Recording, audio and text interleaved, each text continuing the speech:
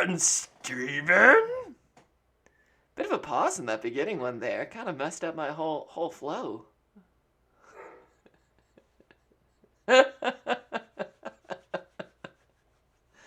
What? Well, welcome back, everybody, to episode 11 of Elemental Equals, The Odd Jobs, Dark Rites at Fort Dalton, Part 2. They're like 2.5, but you know what? I'm not adding point fives to these episode numbers. That's dumb. So, episode 11, part 2 it is. When we last left the Odd Jobs, after successfully defeating the enemies on the kind of the shores of River Dalton, the party took a short rest, put themselves back together, made good use of Song of Rest, before heading deeper into the island towards the ruins of Fort Dalton, with characters spotting a large metal pole, the only seemingly metal object in this kind of dense forested area. Using a combination of skills and detect magic, the party discovered, specifically Freddy, that a large kind of influx and outpouring of transmutation magic was being, I don't want to say summoned, but appearing like a big signal from this large metal pole. In its of itself having strange arcanic runes and other markings all up and down this large pole. The party followed this deeper into kind of the heart of Fort Dalton and its ruins, taking first to stop over at the Temple of All Gods, where various party members uh, explored the ruins for ancient treasure, said prayers to specific gods, uh, took a unfortunate bit of bad luck from Bashaba, if you're Jove, and offered different offerings before searching around. As the party returned back to the center of the ruins of Fort Dalton, they heard a cry and a commotion coming from a large amphitheater that much of the forest had overtaken during this time period. There they saw a human woman being assaulted by a group of what we now know are mud mephits, with the party rousing to action, uh, handedly defeating most of the mud mephits and beginning a conversation with an individual known as Rogers. Uh, Conversation started off well, but through some good insight from Jove noticed that something was off about the candor of this individual.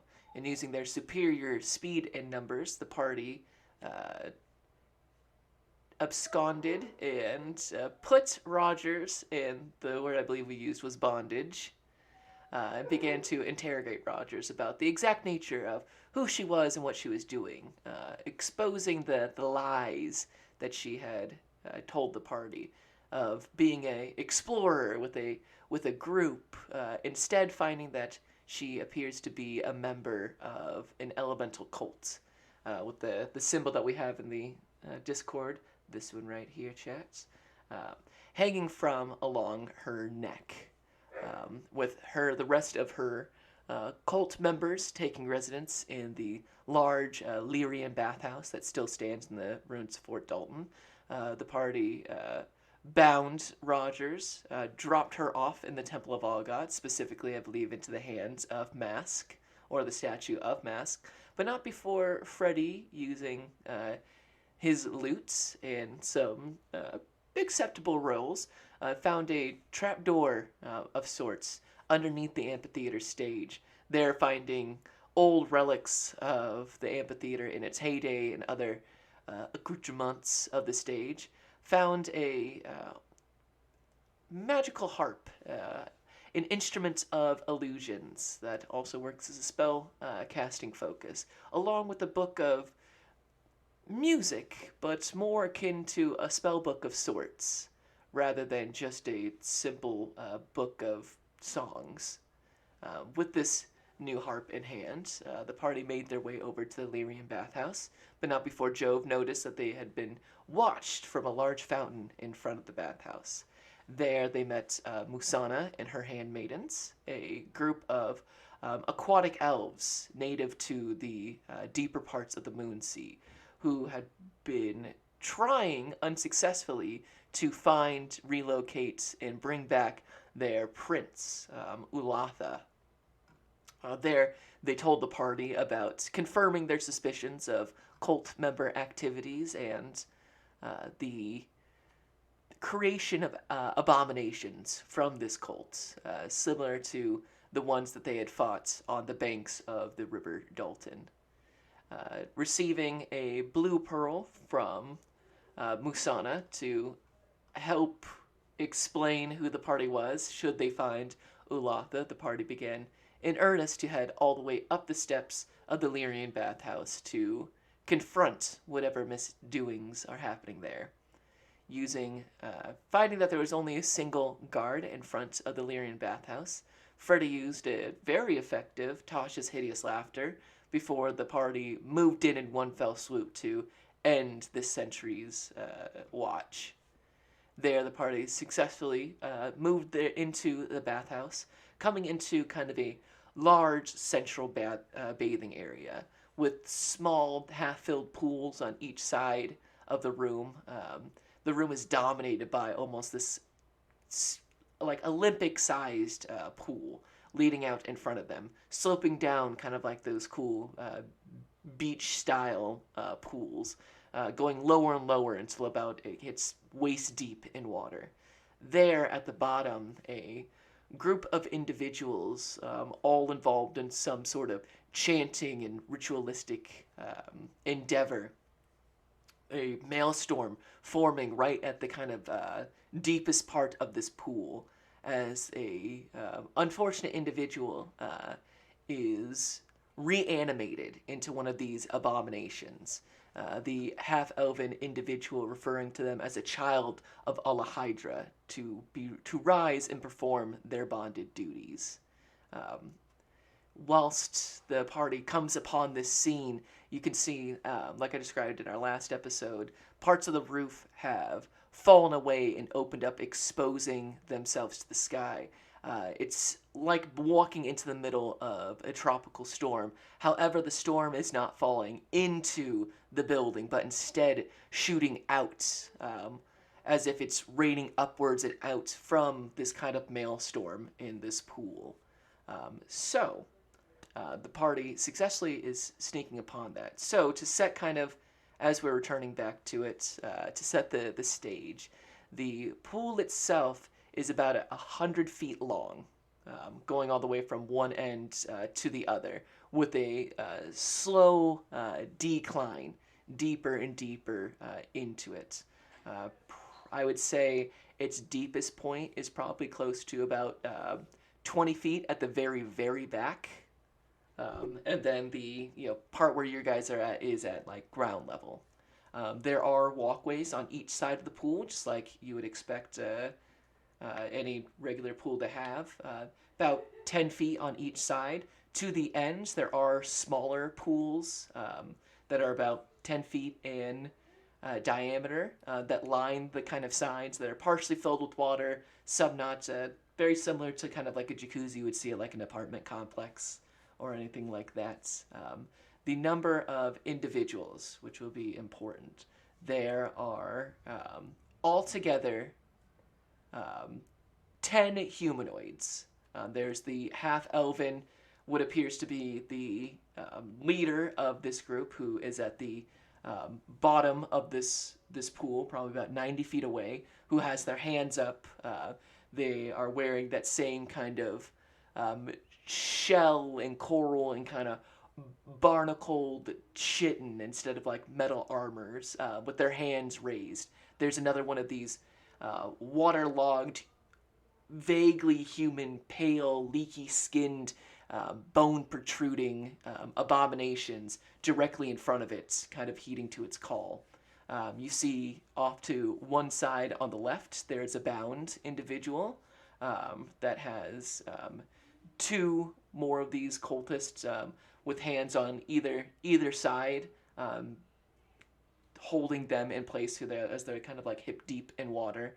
And then above the pool, there seems to be 6 more of these cultists forming kind of this semicircle as they all move their hands together in a ritualistic, almost like a dance, as this maelstrom spins and pulls and water erupts from it, shooting out, creating kind of that storm. So, before we move on, you guys did successfully make your way in here. They have not noticed you yet. Do I need to explain anything else before I hand it over to you guys? Have I set the stage properly?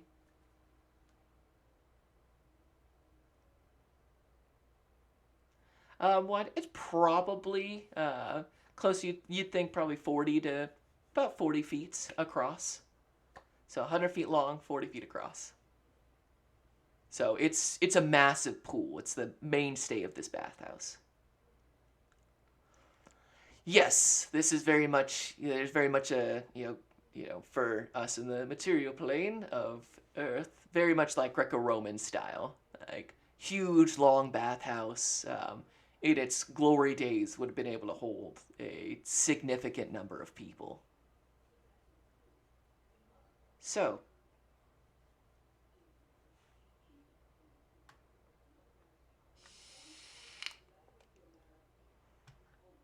from where you guys are at, probably a solid 80 feet away. Word. So, party, you have successfully made your way into this. You guys are kind of at the shallowest parts of the pool before actually walking in.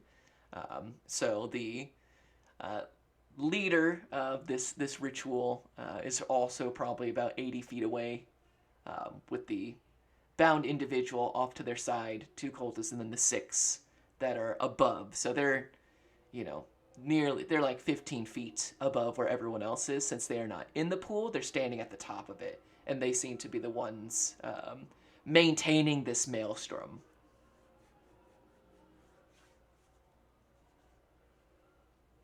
So, party, what would you like to do as this individual is, almost pulling this abomination out of the maelstrom?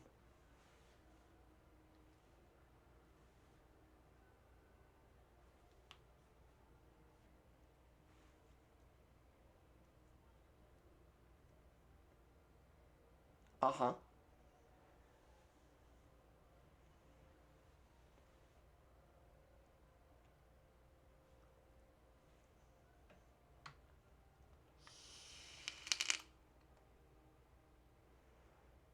Okie dokie. Rory and Freddy.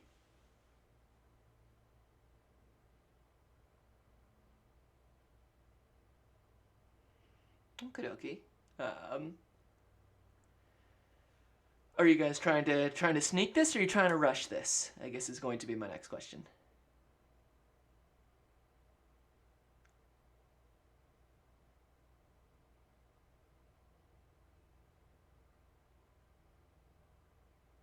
All right, though.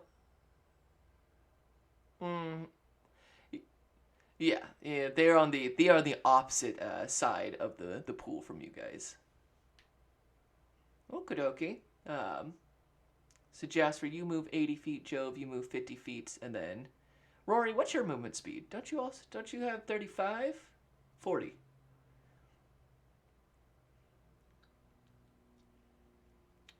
Absolutely, yeah. Jasper and Rory, you guys make it 80 feet. You're on the like there with Freddy if you're dashing, making 60 feet, and then Jove with your little halfling legs get 50 feet on this, with kind of no issues as you can begin running. However, you guys get all the way through that dash before um, you are then noticed. So go ahead and roll for initiative, guys.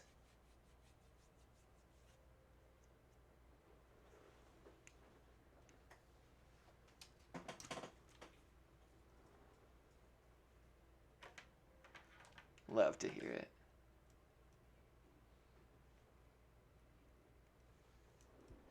Oh, can only hear me on the screen.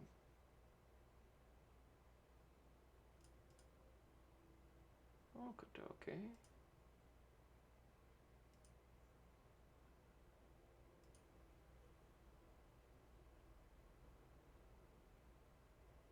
Huh.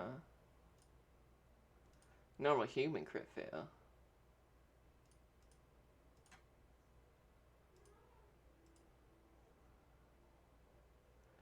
Ah.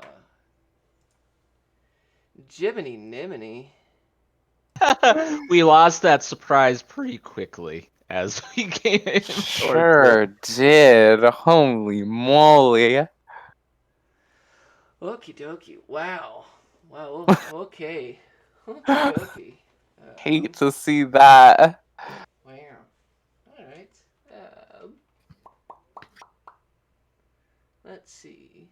11, 4, 6, and 4. Wow. Jove and Freddy, who wants to go first since you guys, I believe, have the same initiative? Jove, you can go first. So I I can will. be reactive. Yeah, let's do that. Okay, Joe first. Got it. Excellent. Thank you, Evan, for letting me know. The audio was switched to a different headset. Okie dokie. So, that is... Okay.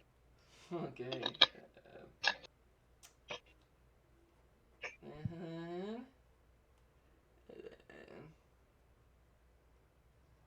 And then...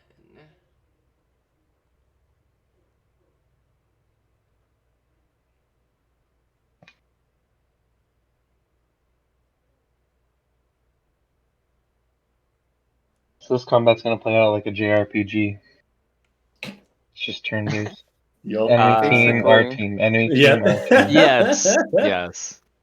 There will be no variation. It is very strictly our phase and then their phase, you know? Yeah, unsurprisingly, you guys don't start this initiative round. So, it begins with the abomination. As you guys begin dashing, and eyes begin to snap and look towards you. The individual, the kind of leader of this one, sticks out a hand towards them, and this abomination turns. You hear this awful cracking noises as it seems like its limbs almost kind of push forward, extending out longer than they should have any reason to, almost breaking apart through the skin and the bone, creating kind of those sharded claws on the ends of them as it moves over to the side and begins climbing up the sides of the kind of the pool. How much movement do you have, bud? Do I have enough?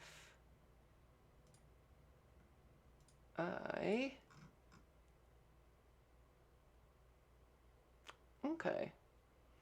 Okay, it is, it moves to the side and is able to climb up and place itself in front of you guys, Jasper and Rory. However, that is going to take all of its movement to get up there as it and pulls itself up onto. And you can see the face of this creature. Unlike the last ones, this one is still relatively fresh. You can see this pained expression of what used to be a human male. Its features waterlogged and pulled in unnatural direction, and there's still the same kind of semblance of sentience in its eyes. It's not just looking through you like almost like a shark's eyes, like the abominations before. This one almost recognizes its body, almost moving seemingly against its will as it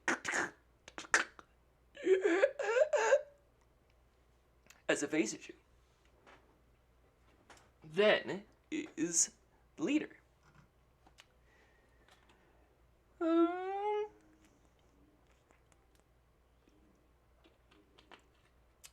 He pulls out what looks to be like like a big fork, seemingly made out of like a single sharded piece of coral that fits in the hand. And he makes this outline very much like the symbol we see in our Discord, and presses his hand forward towards this abomination as water goes up along the pool and then fills into this abomination. Its skin going from pale to now like a dark blue color. It's almost seems to swell as if the waterlog now becomes dense. Almost kind of like when Luffy enlarges his own muscles by blowing air into them. Hmm. Um, Weird. Thank you. I don't typically make One Piece references, so I'm glad that you can make a good one every now and then. And we'll use that as his action before ordering the other cultists to continue the ritual. We cannot be stopped here. That'll be his move. Then it is Rory. Alrighty then.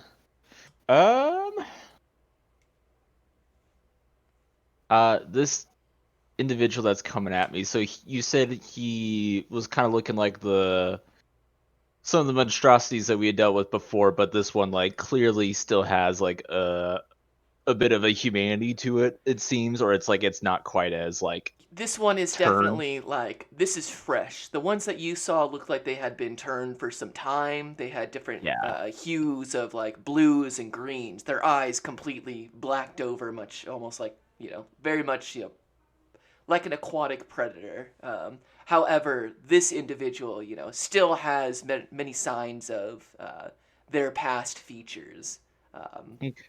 Almost, think almost like the necromorphs from Dead Space, where it's like, oh, those are definitely used to be people.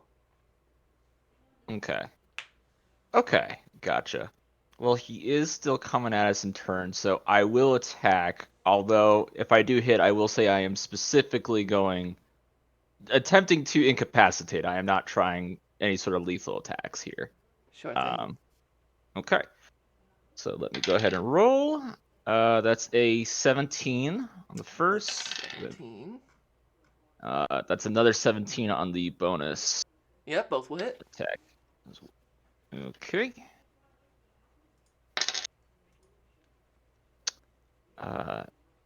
Nice too. So that's gonna be with drawing the staff on that one. That's gonna be 11 bludgeoning total. Yeah, you strike this creature with the bow staff. Two quick strikes, one side to the other side, just two claps on each side of its head. And Rory, when you make contact, it's like hitting a waterbed. Like you can see it's the ripples of the impact of your strike. Move across the whole body from one side to the other. Wow, wow. And while you've made contact, it doesn't cry out in pain or anything like that. It simply begins to rear back and raise a claw towards you.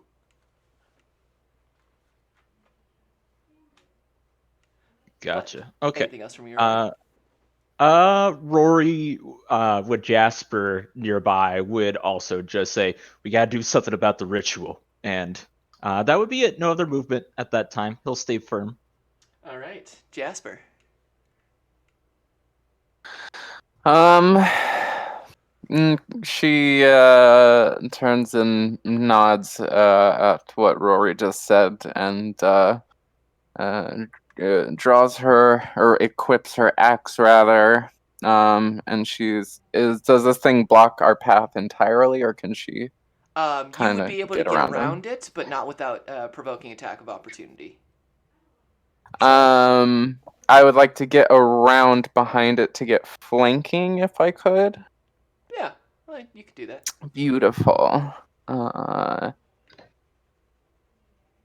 Love to hear that as a rogue. So that was 2 18s, which is a 24 to hit. Yes, that will need hit. Okay. That's gonna be 10 slashing total. And she's gonna utilize mobile to start running further along.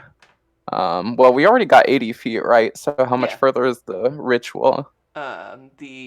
The cultists that are still engaged in their ritualistic chanting are at the very opposite end. So from you, another 20 feet. Okay, So you definitely have the movement to get there. beautiful. She'll do that, and it's just kind of a circle of them, or Yeah, they're forming a half circle, like standing at the opposite end of the pool from where you guys entered, like looking down into it. They're on your guys' level. They're not in the pool. word. Okay. Yeah, she's just gonna. Might as well use the action surge here and make a axe attack at the nearest one. Go for it. Is he distracted at all by his chanting? You can make the attack, but I'm not going to give you any bonuses for That's this one. They know you're there, even if they're focused. Oh, on I it, already did a sneak attack this turn anyway. It's fine. okay. It's fine. It's fine. It's fine. Oh, that 20 though. Nice. Yes. We'll take it. Yeah, we'll take that. We take Imagine those if when we that get was them. Mystique. Yeah, right. Jesus. Ugh. That would have been brutal. We'll still take the 14 slashing though. Yeah, how do you want to do this first one? Woohoo! Does he have like his arms raised and Yes, like? definitely. Oh, just cleaving one of those clean off and like just kicked him into the water. Yeah, you Yes. get through, and you don't just get one, you get both. I mean, Woohoo! like, worse than Penny at the end of season 1 for us magician Oh, fans. Just rough. wha! And before there's like, as you see him like and try to inhale all of the air in the room to let out a scream, you just with the back of an elbow just poof, and he falls straight down the 20 feet, and there's a splash and a crack, and then.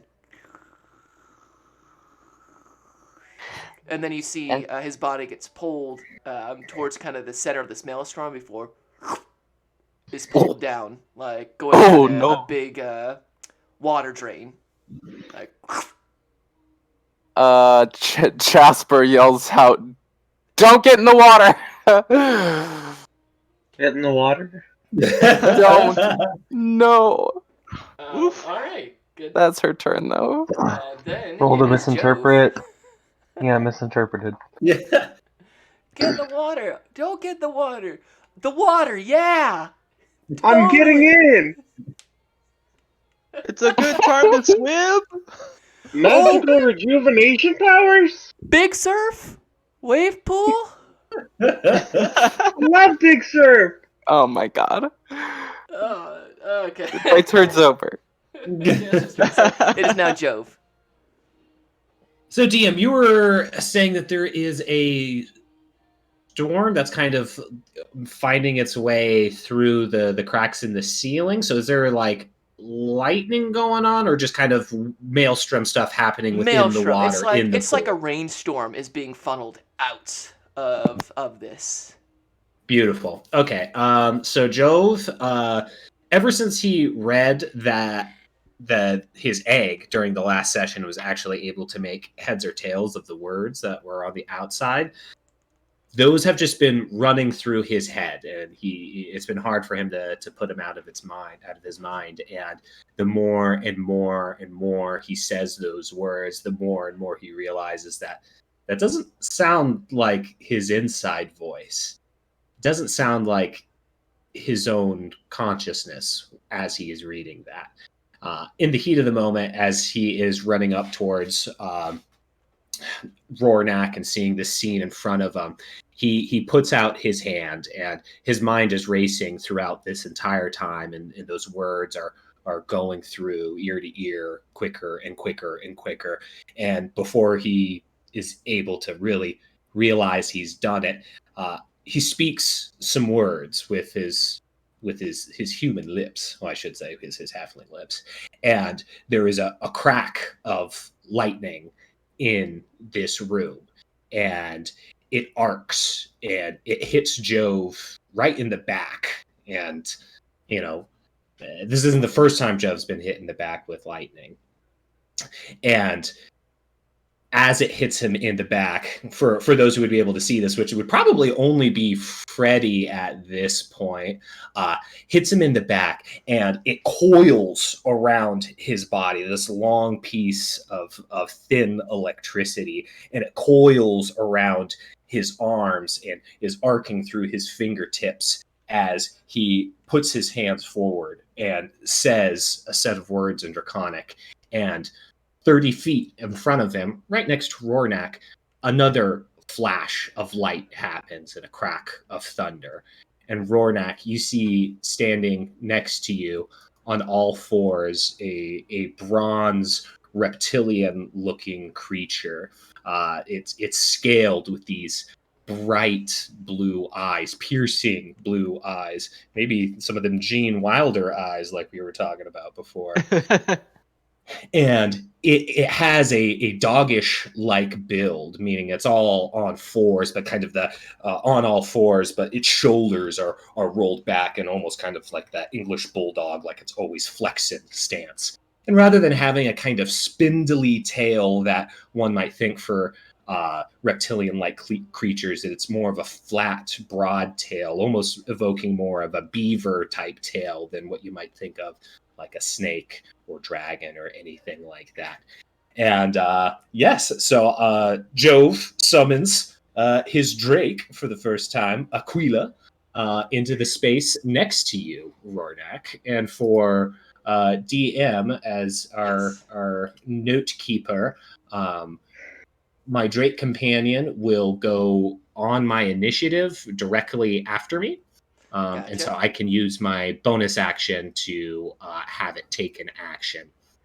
And as you summon Aquila, she speaks in Jove. What everyone hears is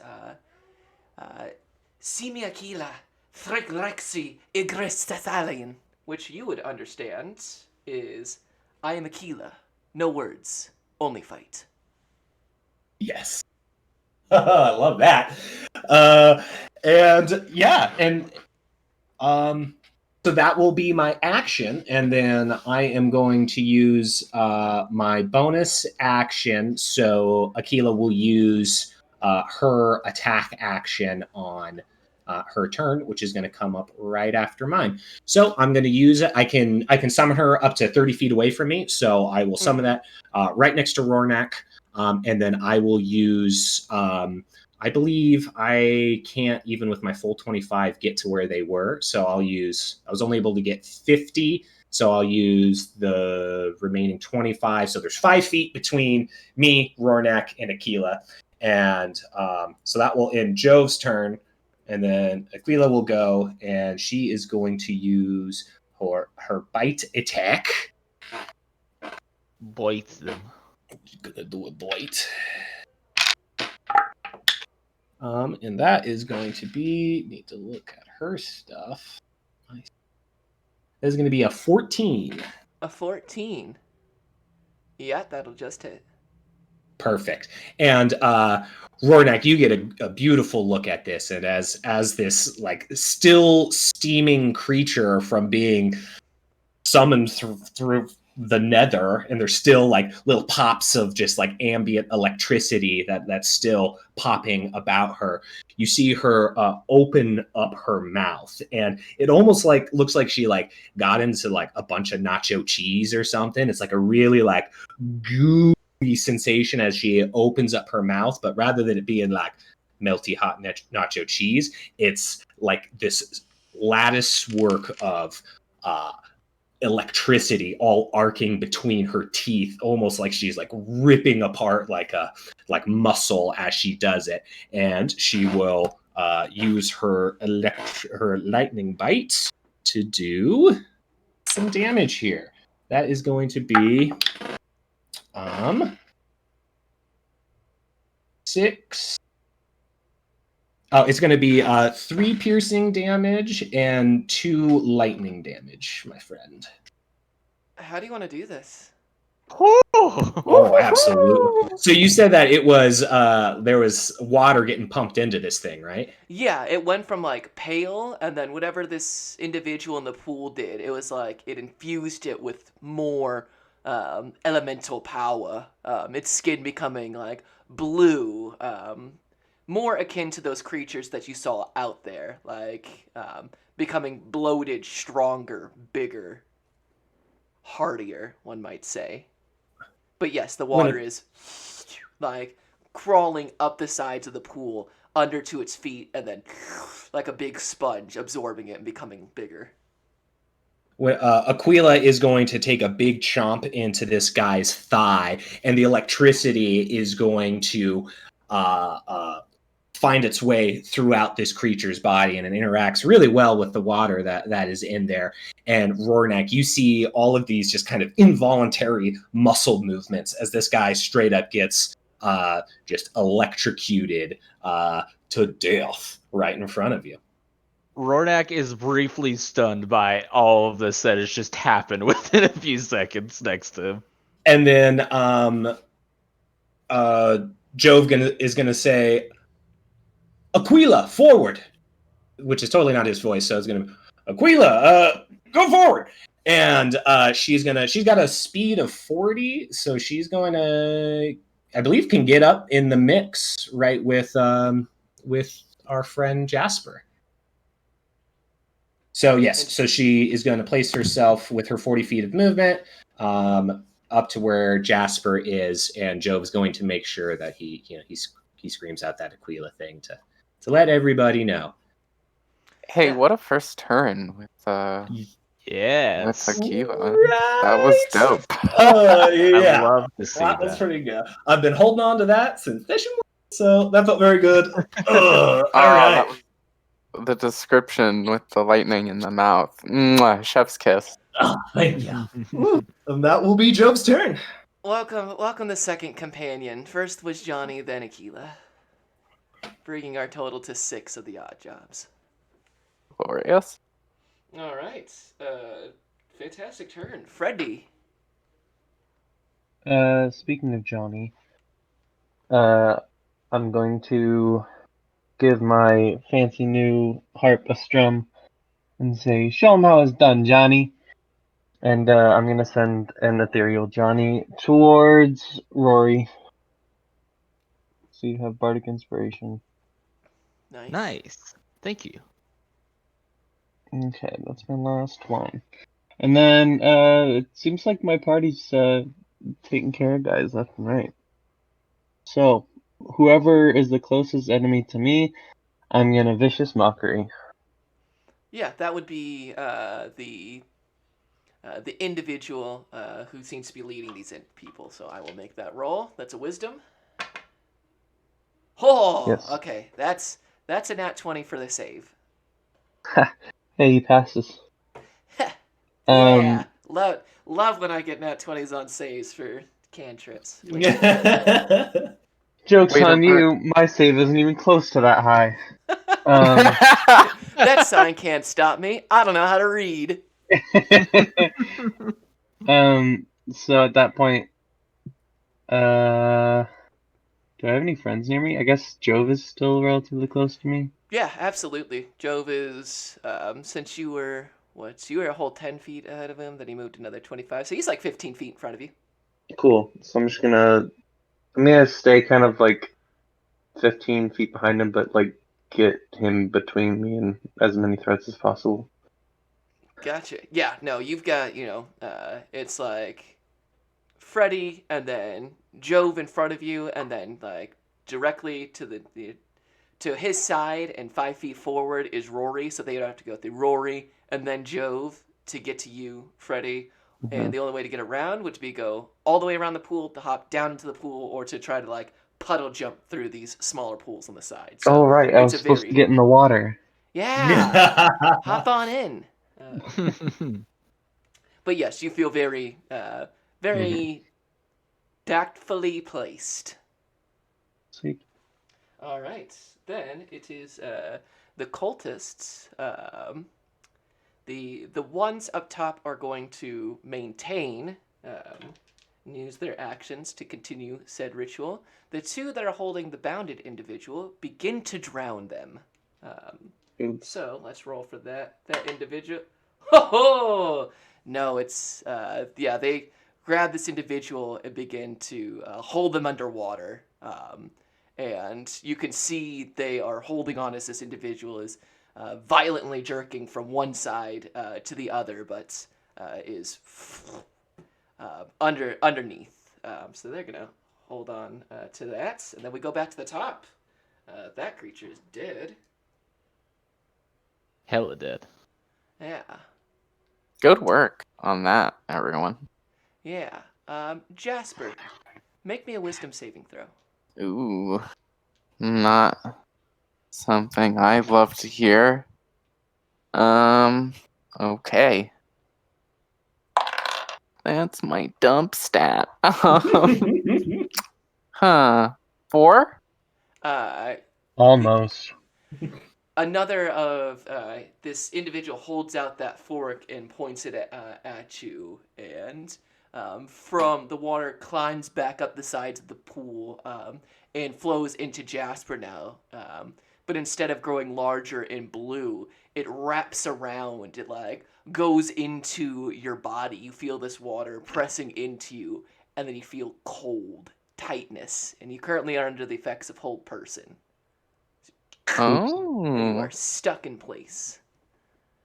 loving the flavor. Thank you. Yeah, you do know how much I love describing magic. Magic. I love listening to it. Yes. So, for whole person, you are paralyzed for the duration. At the end of your turn, you can make another Wisdom saving throw to end the effect. So that's going to be its turn. Then it is over to Rory. Your move. Okay. The individual that's being drowning, how far away from me are they right now? Since you moved the 80 feet, they're only, like 15 feet away from you, but they are nearly 20 feet below you. Because you're on top. So I'd have to like jump down. Oh yeah, you there? gotta. If you want to get in there, you got to jump down in there. Dang. Yes. Yeah. They're in the water right now. Oh right? yeah. No, you like there's like the 6 individuals, one of which no longer has arms or life, that Jasper slew.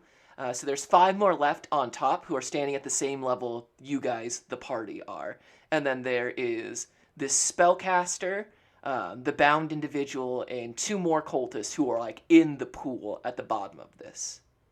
And then there's this maelstrom, whipping around in this pool, and then that rainstorm coming from it shooting out through the top. There's a lot of water stuff going on, but that's what's going on right now. Gotcha. Yeah, my concern there is that that's our guy we need to get.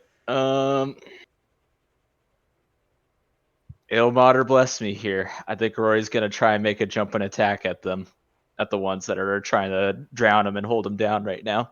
Okay. So Jump it down. Go ahead. Make me an acrobatics check as you jump down. of course.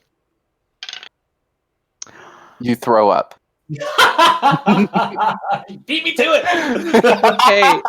Hey, guess what? Oh You guys no.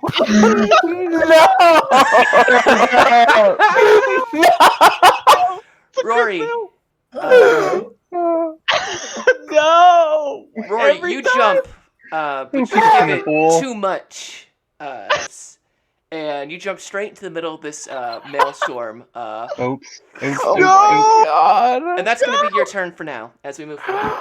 Oh my god, I'm dude. As done. the rest of you see Rory jump bowstrap in hand, and then he just keeps going, just way far. It's not like a hop down, it's a full, like, ha! And you see the look of, like focused determination turn into just falling and fear, and mistakes were made. It was at this moment he knew he'd fucked up. As you jump straight into the middle of this maelstrom, you see, and then Rory's gone. Oh my god. I thought, hey, I got good acrobatics and athletics. Maybe I can do it. Doesn't matter. And then you puke to the pool. Yeah, right. Fuck. The maelstrom is There's just actually one last all little my stream. puke. One last little stream that shoots out through the maelstrom before being carried out by the rain. You see it, just the color of Rory's throw up. Just the vomit comet hits the sky. As I'm going That around, you just vomit hear like, anywhere. ah. You hear the sound that you guys all could pick out of a huge crowd of people of Rory throwing up as it. Oh my god. Rory's fucking cursed, I dude. He know has that's to puke coming every anywhere. I've fucking time. never met a man. character This so is why you cursed. wait an hour before swimming. Incredible. Wow. This is my favorite Rory move I've ever seen. This is great. Yeah, Oh just my fucking God. ground, so I moved into the middle of a maelstrom. I can't believe I'm just going to the fucking moon now, guys. Rory to the moon! To the moon. Get your chicken tendies. Fuck. I would say you could use your bardic inspiration, but something tells me it's not going to get you out of your failure. No, no. No, this is too good to backtrack that one. But keep that in mind. Anyways, so thanks, Rory. Jasper, go ahead at the end of your turn, make a wisdom saving throw. We'll try. Oh, that was actually good. 15. 15. Yeah, you strain your muscles, all of it, and almost like breaking up ice, or moving your muscles after, like, if you've ever, broken or had something immobilized, you can feel the creaking and the breaking like ice beneath your skin, but you're able to and break out of it. You are no longer paralyzed. Beautiful. That was the end of my turn? Yes, indeed. Okay. So you are no longer under hold person. Okay, doke. Yeah, she's kind of standing there feeling impressed with herself. Yeah. Then Jove. Jove is going to let's see here. What he's trying to do here, Doms, is Yes. get a good angle on one of the dudes that is holding down our prisoner. Because he wants to throw a javelin at it, but he's trying to line it up so if he like misses, he's not like just impaling the prisoner. Does that make sense? Yeah. So he's going to try and get an angle on it. Where are we at feet wise? They're 20 feet down from where you're at. So if you are 75 feet of the way, they're at 90, so you would need to go 15 feet. So they're 15 feet forward, and then 20 feet down. So I mean, what's your range on your? I've got 3120. 3120.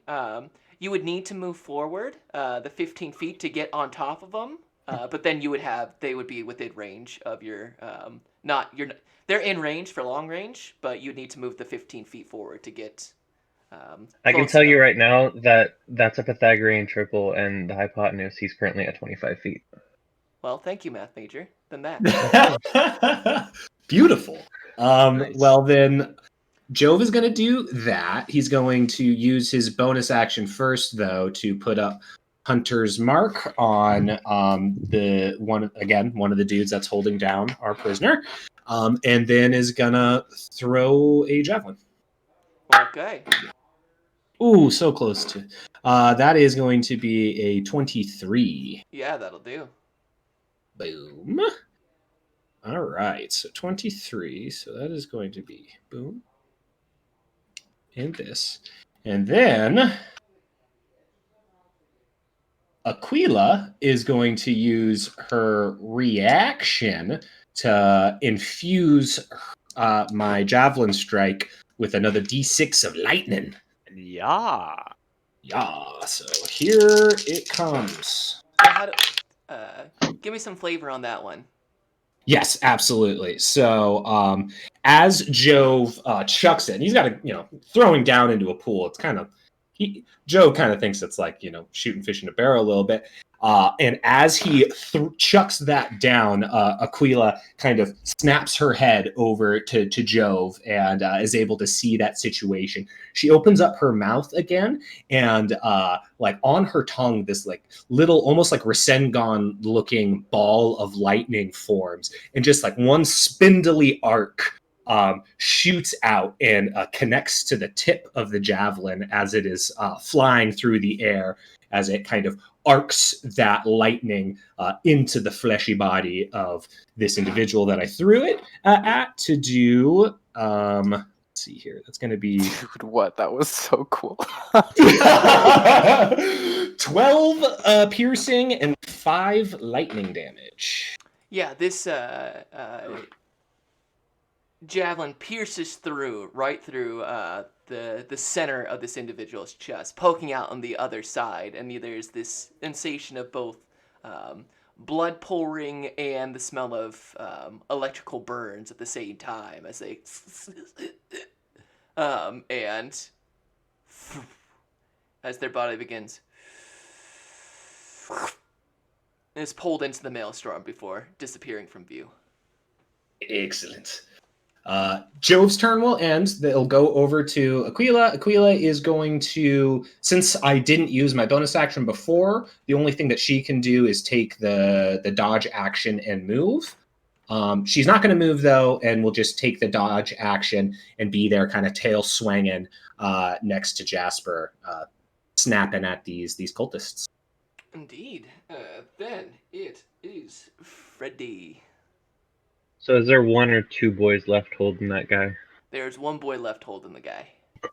Okay. In that case, are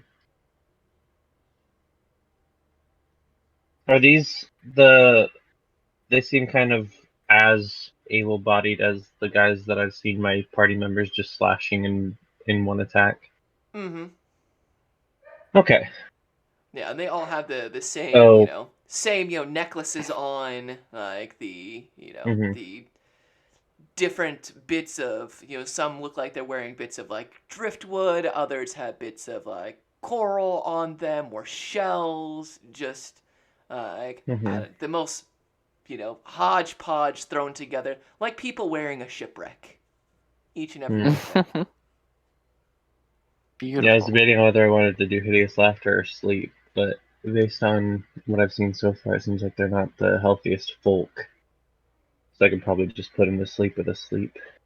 And it's a 20-foot sphere, so I might be able to get someone else in there. Is there anybody else within 20 feet of that boy? The one Or I that's guess holding. within 40 feet, because it's a 20-foot radius. Yeah, I mean, if you angle Hold it on, 20-foot just radius. right, and if it's a 20-foot Yeah, radius. 20-foot radius. It is radius. Yeah, if it's a 20-foot radius, I think technically you could get all the enemies. Yeah, Freddy. Yeah. I don't want to get all of them because I want to do my best to make sure that the boy down there gets hit. And if I focus everybody and it goes for people with less hit Yeah. points first, there's a chance it doesn't hit him. Yeah. So I'm gonna try and get him and like 1 to 2 other folks. I don't know how many people are in the room. I kind of lost count. Yeah, there are But 5 on your guys' level, 1 left in the pool, and then the spellcaster who's down there. okay. Yeah, we'll just get him and like 2 more people up on this level. Absolutely, roll for that sleeps. Okay. Here we go. I'm gonna upcast 2nd level. Ooh. The big Yeah. Which adds an additional 2d8. So now I'm doing Chonky. 7d8. Ooh. 3. Oh, this doesn't look good for them. 4. Oh, this looks really bad for them. 5. 6.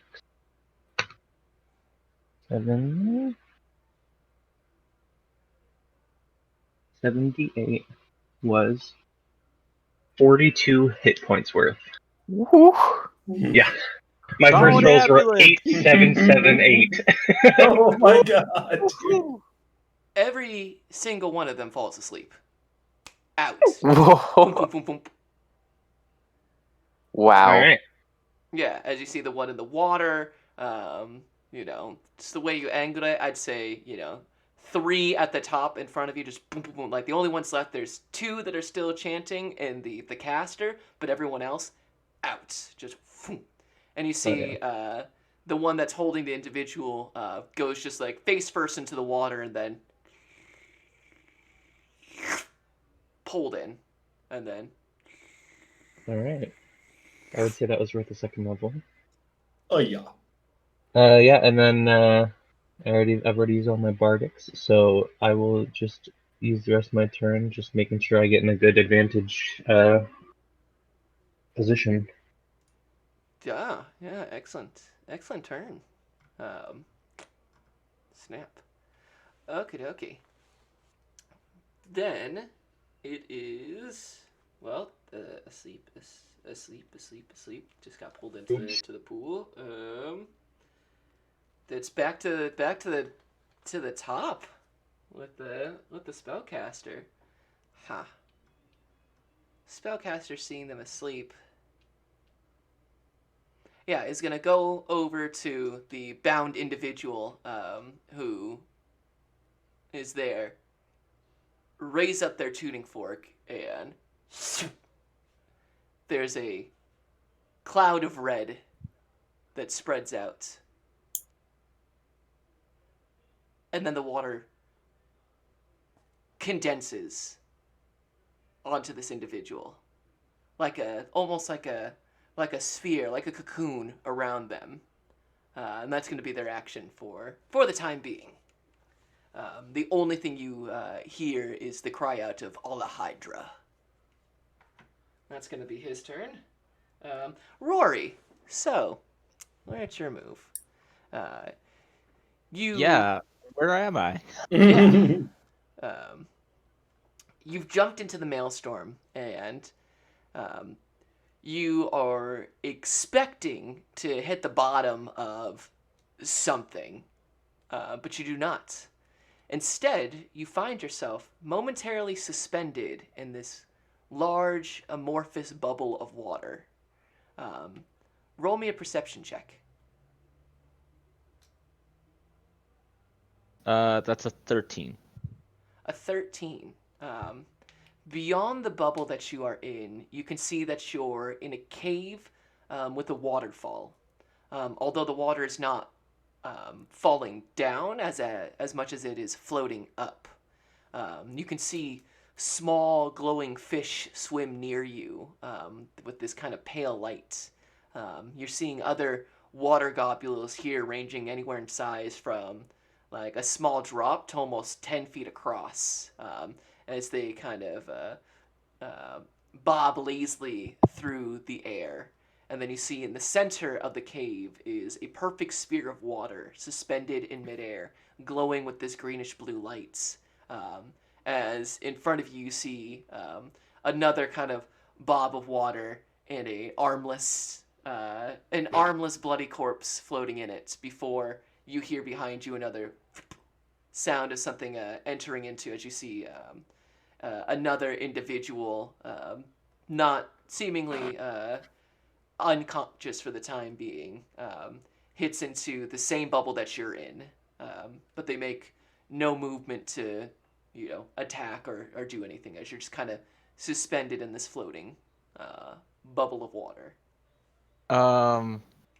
I don't know if I can move around in it at all, but I would definitely want to like focus and like investigate this individual that's unconscious right now. Yeah, absolutely. You look over and they are wearing. They've got the necklace of this cult on them. It appears to be one of the cultists. However, they are currently appear, with your knowledge, to be asleep. Oh,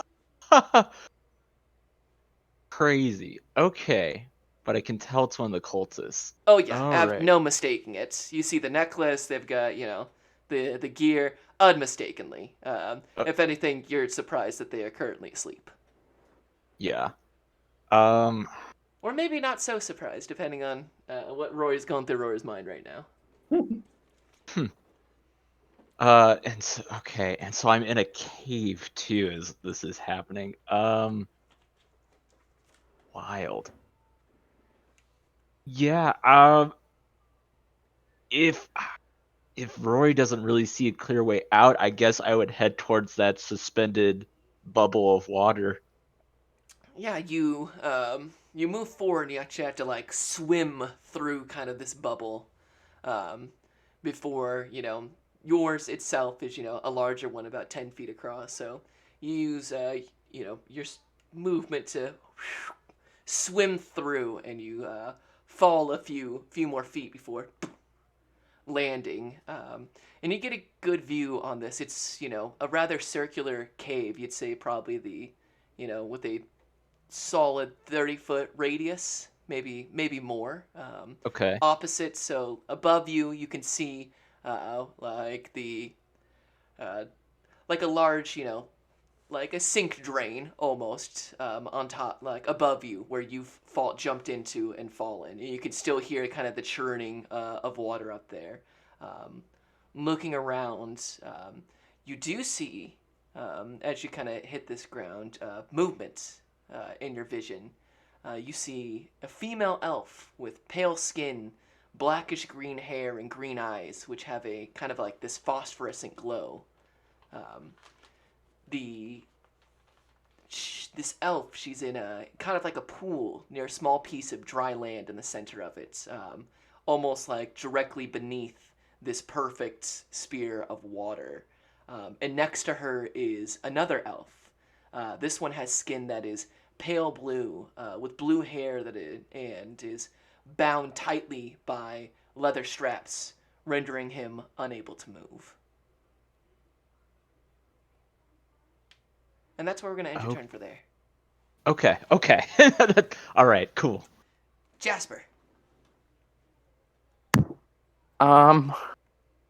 So saw Rory jump into the maelstrom, and there's two more chanting boys, right? There's two more that are still at the other ones in front of you, just both asleep, just out. Right.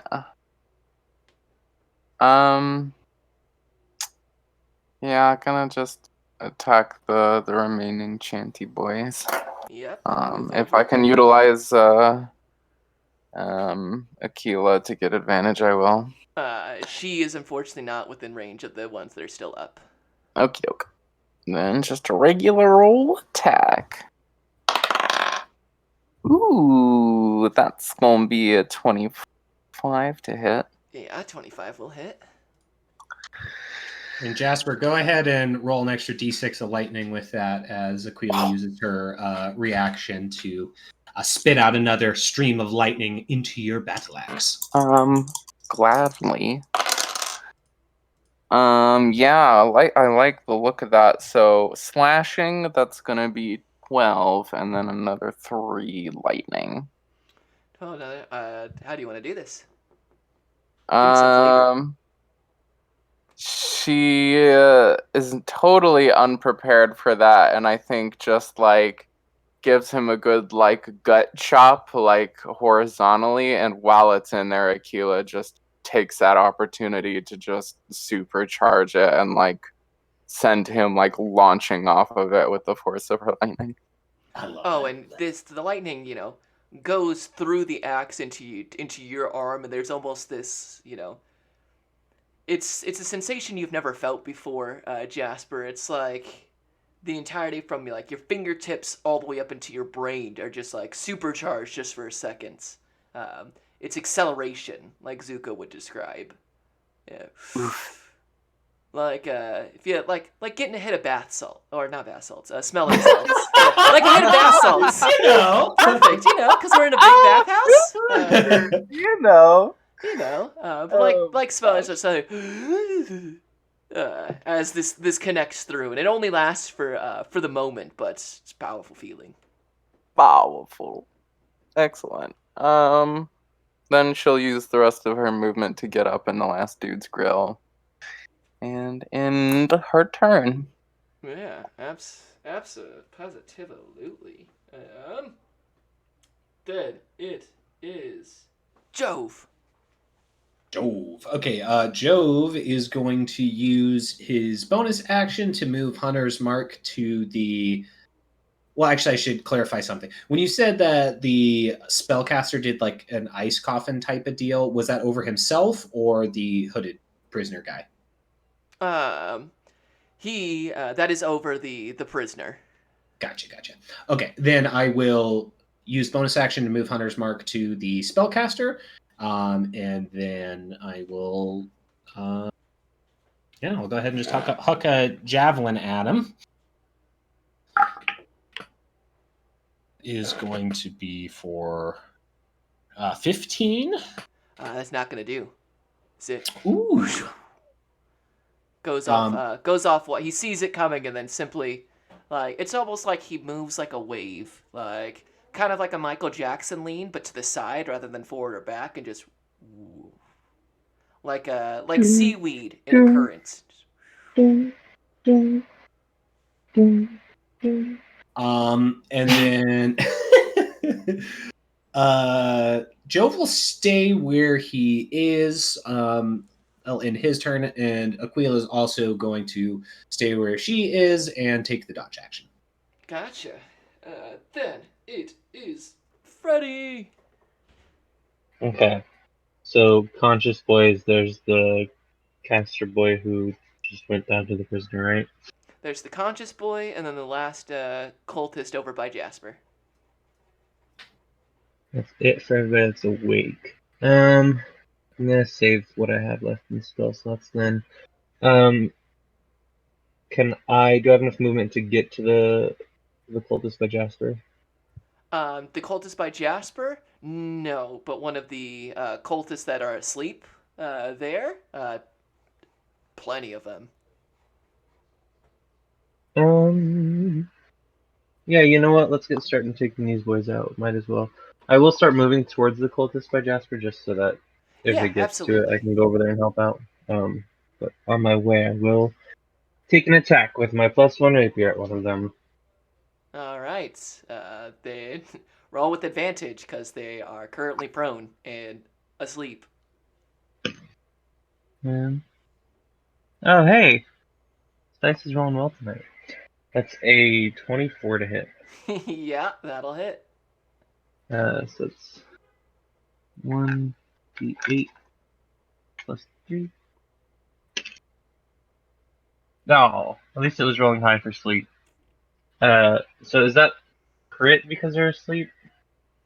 Let me look real quick. They're Because I think it incapacitated. counts as Yeah. incapacitation, yeah. Yeah, I'll pull it up. Hit by unconscious creatures. Reactions. Strain sound unconscious. Yep, that is a critical Okay. hit if you hit. Sweet. So that is 13 piercing. 13 piercing. Yeah, how do you want to do this? Nice. Just like on my way, just kind of like a toothpick into just like some hors d'oeuvres meat. Just Oh yeah, it's like it just blip and done. Yeah, just one. it's kind of like poking a hole in like a bag of liquid just to like let it all drain out. I'm just draining this guy of his blood. Yeah, he's like since he fell asleep, his like head is kind of over the pool, and you just like put it right through, like through the back of the neck, out through that, and you just see a drain, just, huh, and then you move forward. Yep. And then that is it. All right, then we are back to the caster.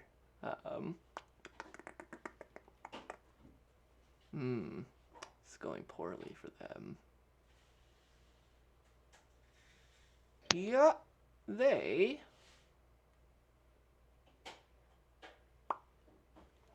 Let's see. Do they get this? No. So, seeing how things are turning, they are going to remove the hand fork, and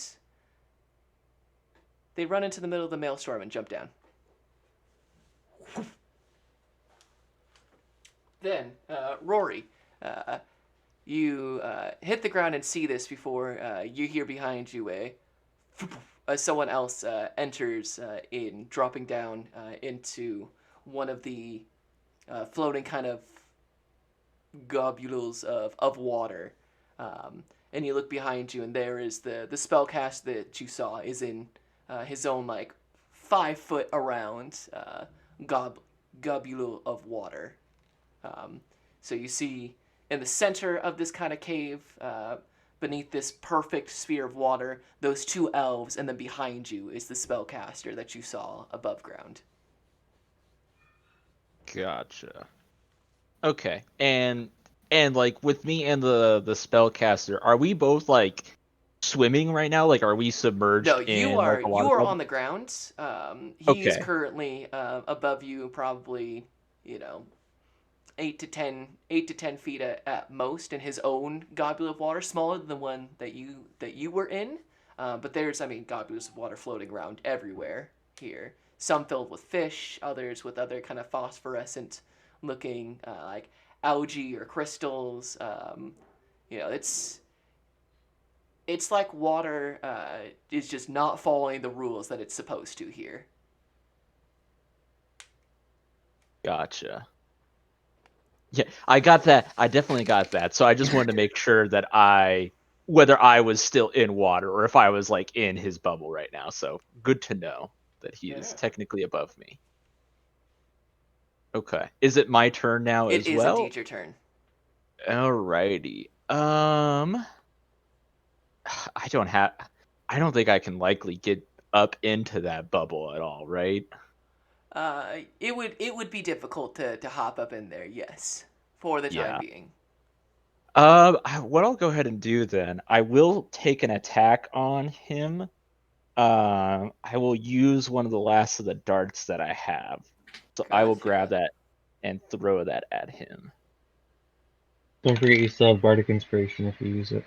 I sure do, and I'm going to use that. On an attack Um, roll, huh?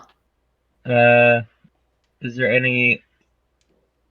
Oh, it's any creature I can see. I guess it doesn't. It doesn't happen then.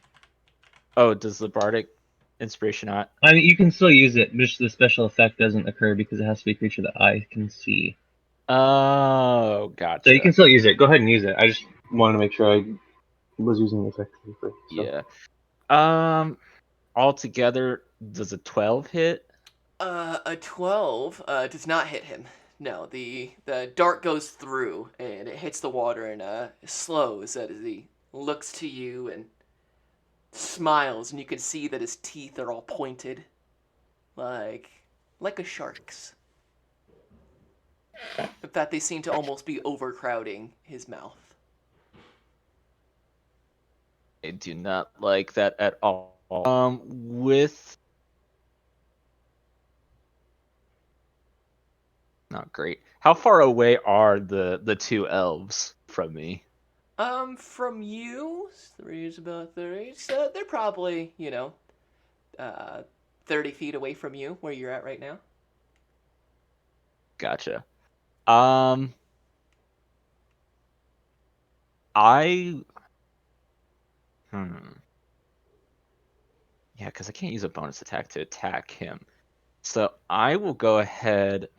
I'll use I'll use my movement speed to start heading to head over to the elves, and I can't speak Elven, but as I'm running to them, I'll be motioning um to them as well as like pointing upwards and just shouting out like, "I'm here to help, but you need to get out behind me." As Rory looks to try and like kind of put himself between him and the spellcaster between them. Gotcha. Um, Then it is Jasper.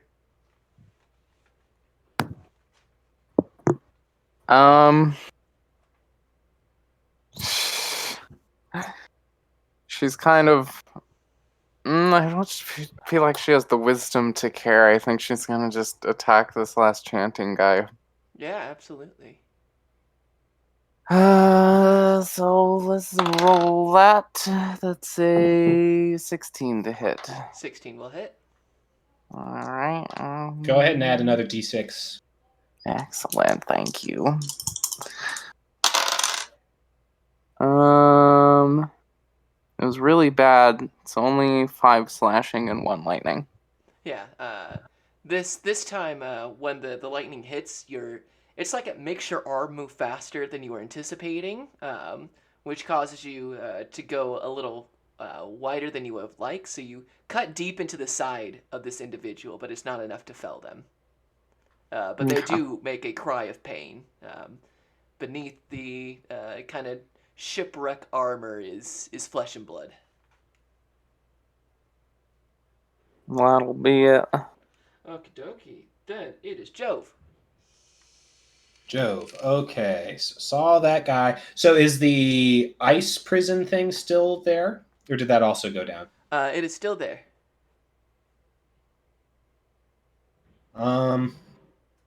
And he sees that guy over there.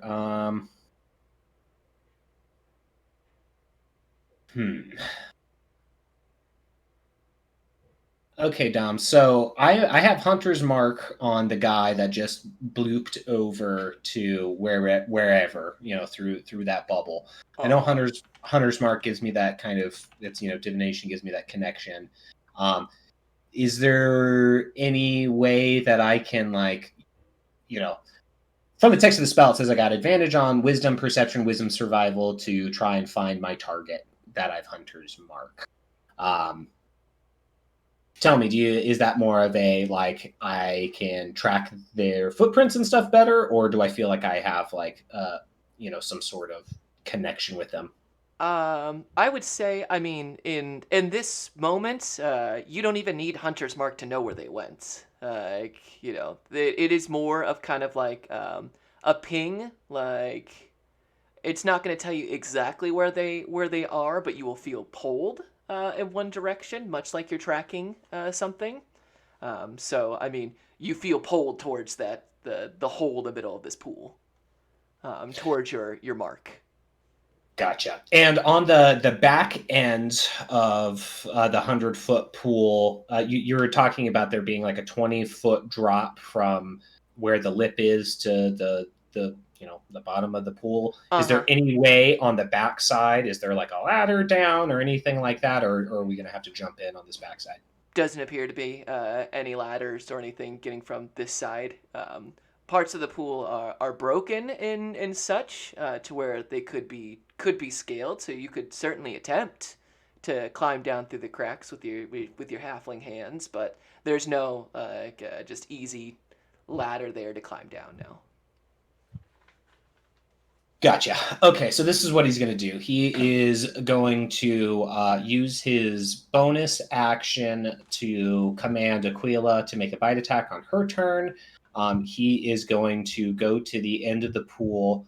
He's going to look over at Freddy and Jasper and say, going to go in after Rory. And he is going to... Yeah, he is going to pop over the side and see if he can do a little bit of a climb down. Okay, make me an athletics check. And I am doing so with disadvantage because I am exhausted. Mm-hmm. That is... Okay, 15. 15. Yeah, it's difficult, but the strength of your arms and your hands allow you to climb down the 20 feet. So you've got 5 feet of movement at the bottom now. Beautiful. However, the water is over your head, Jove. So you will have to. Anyone else, as a normal-sized creature, a medium-sized creature, would be able to stand. However, since you are a small creature, you will have to swim. Beautiful. Well, then I will Does dashing do anything for a swim speed? I forget. Is swim speed just half your walking or what it was? Yeah, like you still have your action to. If you have your action to dash, yeah, like yes, you would be able to swim and get definitely to the hole of this thing and get down. That would be the end of your turn. But yes, you could get into there.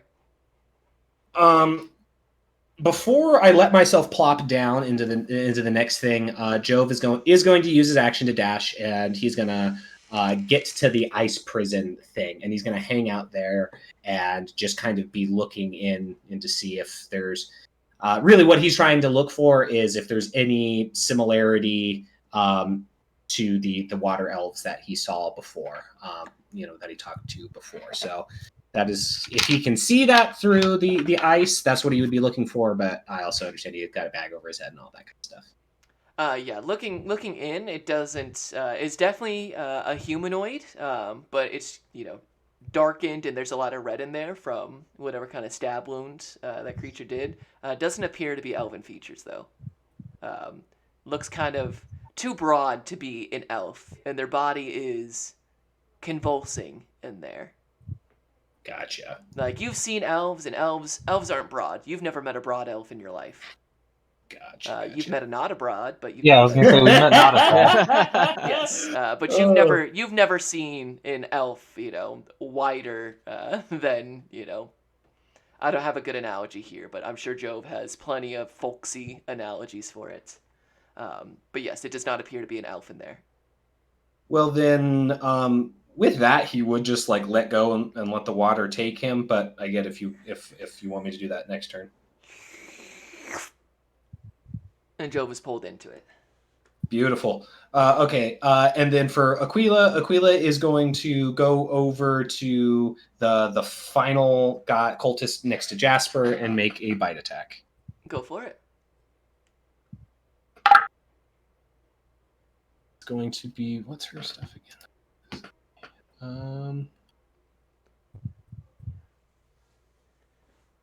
That's going to be 14.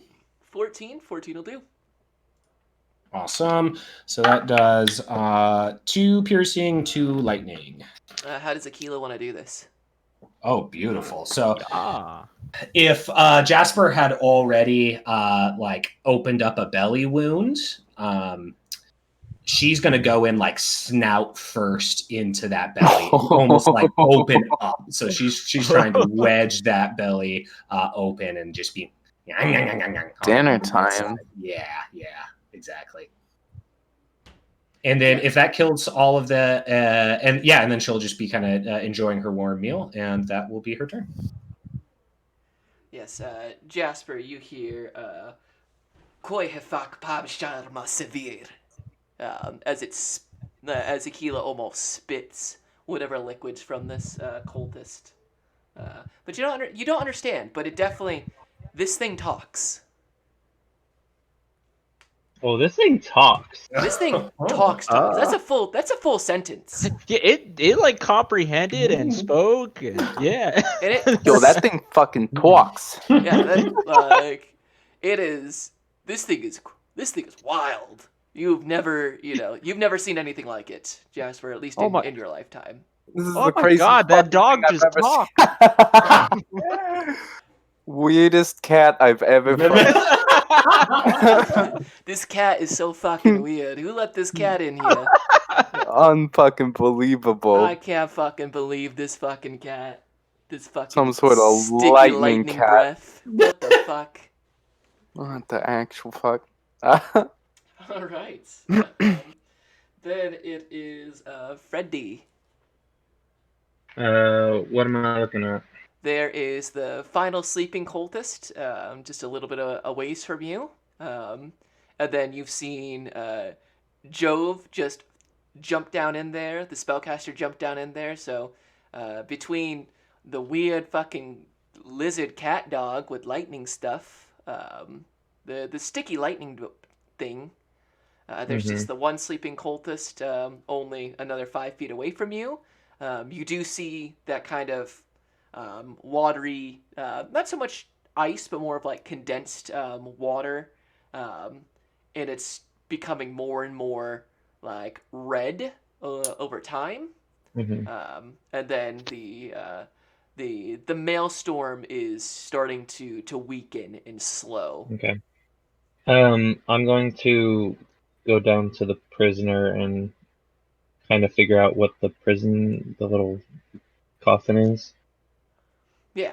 I can like roll Arcana or Yeah. something. Go ahead and roll Arcana. Yeah. 19. 19. Yeah. Looking at it reminds you very much like a cocoon. However, it's odd because the way it's set up would remind you of a form of necromancy, Hmm. but because of just the elemental nature, it seems like transmutation. Whatever is happening in there, it is changing. Mm. Uh, touching it doesn't break it. Touching it does not break it. If anything, you feel like you're being pulled into it. There's this almost sucking noise as your hand kind of pierces through. Like you could get in there and feel around, but it feels like it's pulling you in. Mm. This kind of sanguine sensation. Yeah, that's not good. Um, Sanguine sensation feels like a hair metal band. yeah. That's my burner account. Sanguine sensation. I'm just gonna take a hand axe and chop into it, see if I can break it up. Yeah, go ahead and make an attack with advantage, of course. That's good. Oh, I rolled the same thing. 4. 4. Yeah, your axe goes into it, and you just basically splash a bunch of water, red water around. Okay. Psh. Yeah, I'm gonna take a couple steps back because that would have been about 20 feet to get down, and Mm-hmm. Yeah, but you're not a small creature, so you didn't have yeah, to like just swim. take another 10 feet back and end my turn. Yeah, absolutely. They're all dead, so we go back to the top, and it is the spellcaster as he um, effortless, effortlessly drops down Rory and uh, makes his way heading towards you at this gentle kind of almost glide. The smile still there, and he looks past you and says, "Shelvaza, my priestess, what shall I do to him?" And you see behind you the green elven woman looks to you, Rory, and says, "That entirely depends on your answer." Rory, would you not this time? And she's gonna hold on to that for now, and hold her action. But she speaks to you, Rory, and asks, "What is the nature of your presence here?" And you may respond, Rory.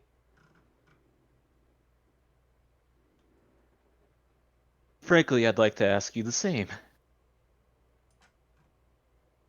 "You're standing in a divine node of water, my green-skinned companion. I promise you, our interests do not lie with your presence, only in cultivating this divine node."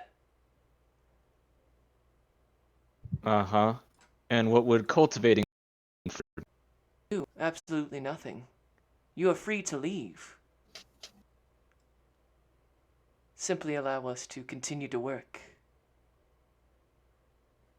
I do not desire conflict with you. Simply the completion of our mission. And, those water monstrosities that I've been seeing around here, is that your work? the work of Alahydra. I simply channel their divine power. And I channel the will of Ilmater. And, frankly, you owe me a mercy.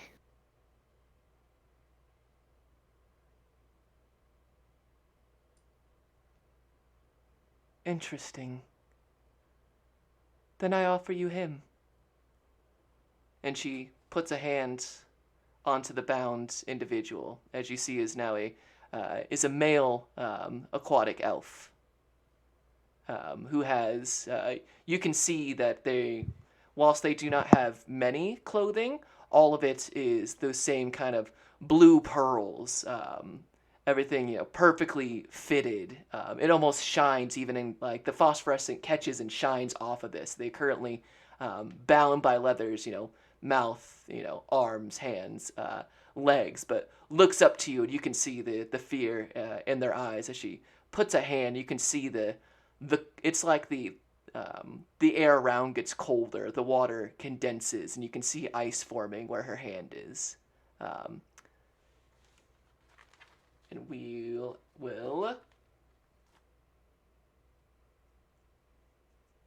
say Rory. It is now your turn. As the spellcaster and this elven woman are going to hold their actions based on you. So what do you do in this moment?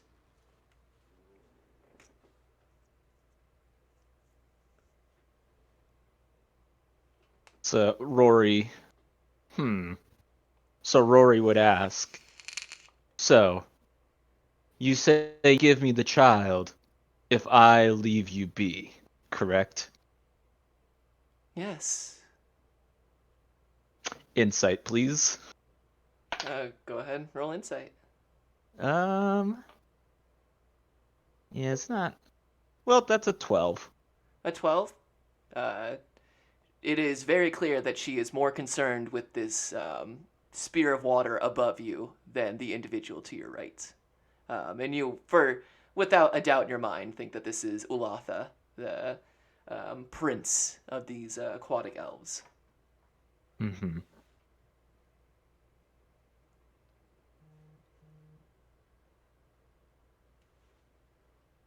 Hmm.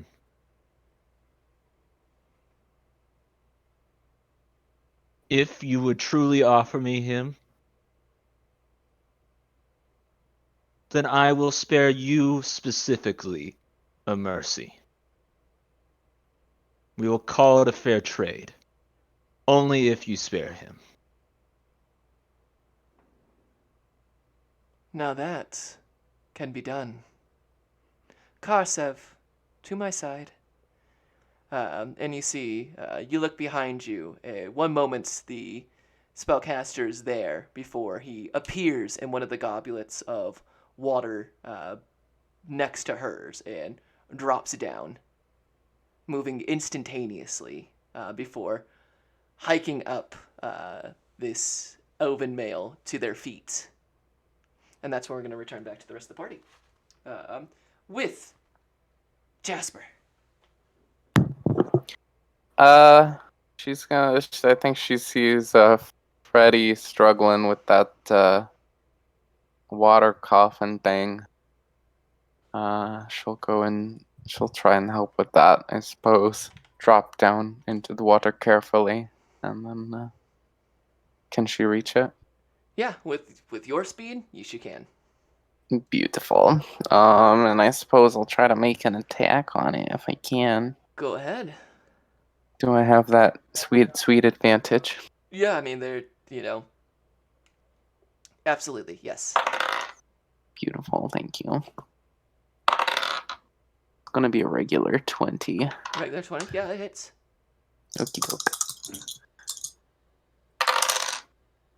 And it's going to be a mere 9 slashing.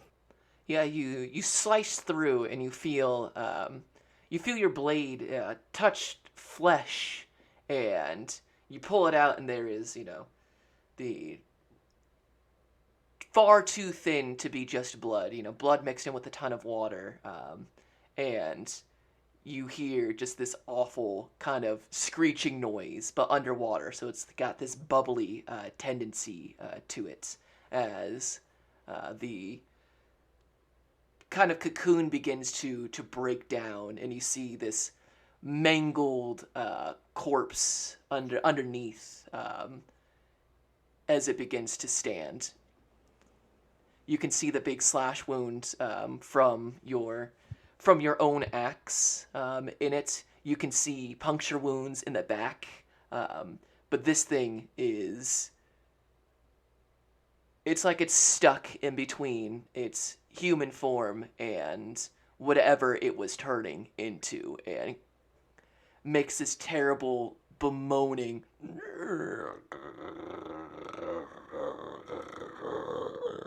noise as it stands.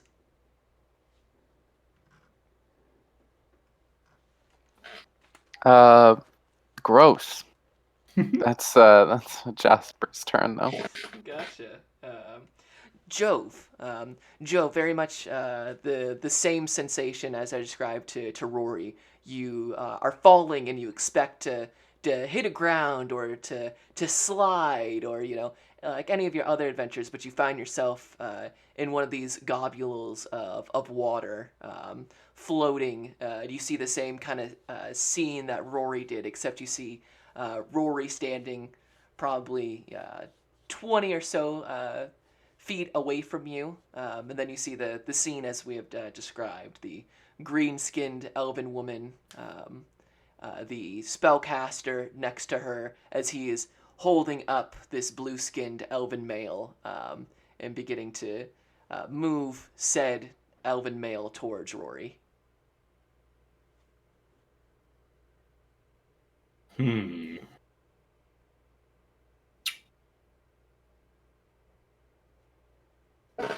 Let's see here. And so you're saying the spellcaster was whisked away, right? The Jove would not have seen this, but as a But he player, yes. So Jove has no idea how that all went down. But what Rory saw was this individual was behind them, and then suddenly appeared in one of these globules of water before dropping down next to this green-skinned elven woman. So just to be 100% crystal here, so I do see the spellcaster dude. You see the spellcaster dude, yes. A green-skinned elven woman, a blue-skinned elven male, and then Rory about 10 feet, away from them. Ooh, okay. Jove is gonna consult the dice. Do what Okay. Jove would do. Yeah. So Jove does not like the looks of this at all, and so he is going to throw a javelin at the spellcaster dude. Yeah, absolutely. Would you And like to get out of the bubble of water first? Yes, if that is an option, preferably out of the water. Yes, it takes some movement to get out. Let's say just 5 feet, so you've got 20 feet of movement. This dude, range about 30. So, yeah, he's within range. And before he throws it, he's going to say, "Well, Rory, we took care of the rest of them. It's just these guys left." And we'll throw. Ooh, for a miss. That's only a 9. Yeah, the spear goes again, and once again, the spellcaster simply sways to the side, with just this effortless grace. Which is, now that you have a good look at them, they're much bulkier than you were anticipating. Most spellcasters you've seen, Jove, in your time, they're like Freddy. They're not really physical specimens, not like you are. But this dude, Hey, yo! Whoa! no. But this dude is rather built. As he moves to the side, and your javelin goes wide as the attention now turns towards you. And then he's going to kind of like mentally call out for Aquila. We'll end Jove's turn. On Aquila's turn, she'll use her movement to make her way towards the vortex. She's got 40 feet of movement. You tell me Yeah, she if can that jump makes into there. it. And she does just that. And since I didn't use a bonus action, she takes her action to do the dodge action. Yeah, So Jove, you can sense her move down, and she is currently in one of those her own little globule of water. and I'm sure Freddie and Jasper notice the electric cat make its way down through, and that will be just so she is in transit. She is not in the room with us currently. Yes, she is with her 40 feet of movement to get down, move through there. She's also a small creature, so she had to swim part of it. Yeah, she's a small creature for the time being.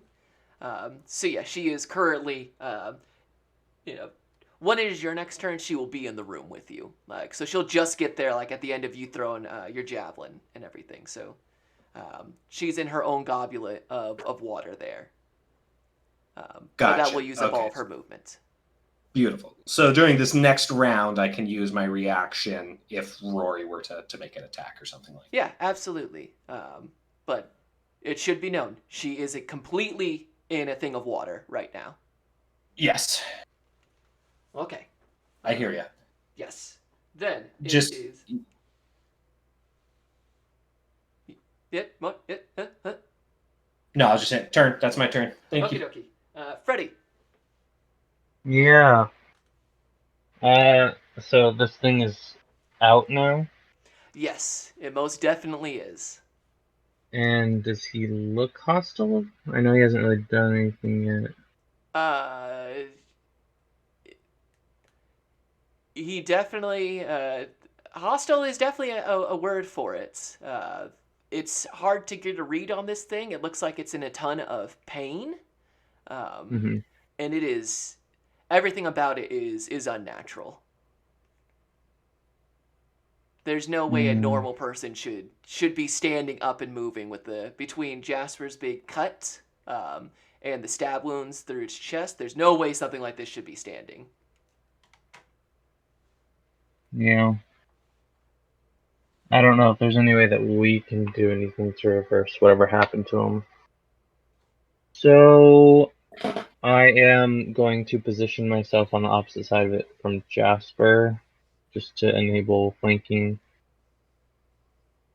And I'm going to save my action to attack it should it make any hostile action towards either of us, All right, holding your action. such as attack. Yeah.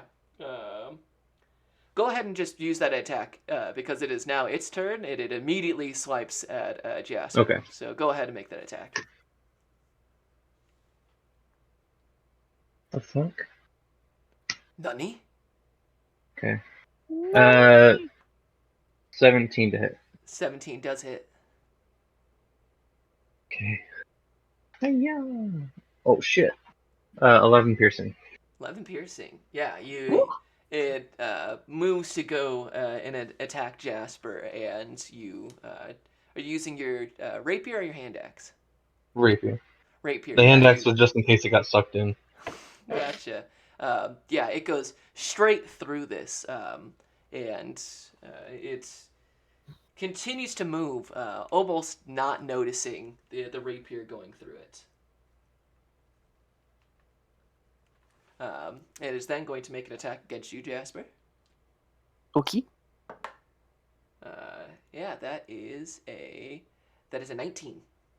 That will do it. All right, you take 5 points of bludgeoning damage as it brings its whole body weight through like an arm, and it's from where you cut it. It like hangs out extra long. It's almost like a whipping sensation as it with unnatural speed that would you can feel the bones breaking as it slams itself against you. Oof. It doesn't go through the temporary HP she got from Freddy earlier. So Freddy, what From does Johnny. Sorry, from Johnny. What does that look like when it protects her? How did it look when? Because it was Johnny like jumped out and like saved you from something, right? Yeah. Mm-hmm. So I think that what it is every time I think that you still have like Freddy surrounding you. They're not the same. Like it's not as vivid or as clear as the the emote from Bardic Inspiration, but there's like slightly more ethereal Johnny's just kind of like scampering around your person. Every time an attack comes in that would take HP off of them, they just kind of jump out and take the hit. Nice. Well, I've got one spectral Johnny left. Spectral Johnny.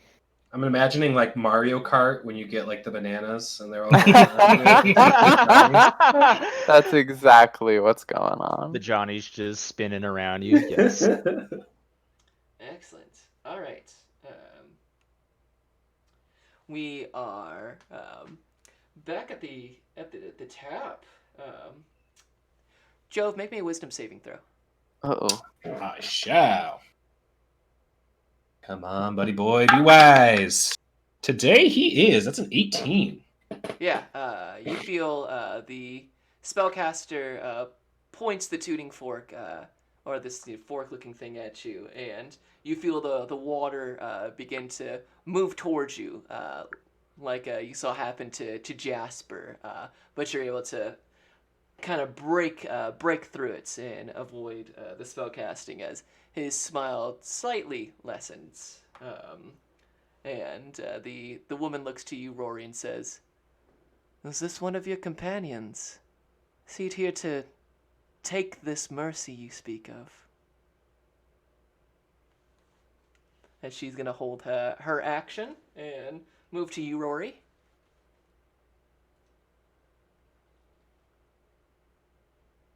Rory, you're muted. Sorry about that. Rory will answer with, "I promised my mercy. My friends is another. Jove! Hold your fire. But if you see him make anything shifty, you throw that spear immediately." And Rory will hold his action for an attack on that spellcaster as well, as he nods over to him and says, "Bring the boy forward." We'll hold there for the moment, and jump over to Jasper. Actually, no. Yeah, yes, actually, Jasper. Do I have flanking because of Freddy? Mm-hmm. Okie dokie. Let's go for that classic axe swing. That's a 25 to hit. 25 will hit. So we're gonna get that stealth in on that. And that's nice. That's gonna be 12 slashing. Yeah, you bury this axe into the skull of this, and you pull back, and for a second, the weight begins to drop before the water surges, and it almost reconstitutes itself and stays on its feet. Neat trick. That's her turn. All right, then it is Jove. Jove is gonna yell back to Rornak and say, "I'm with you, bud, but I don't know if I like this." And he's gonna use his movement to swing out to the side so he gets a good angle on the folks. Make another wisdom saving throw. Sure.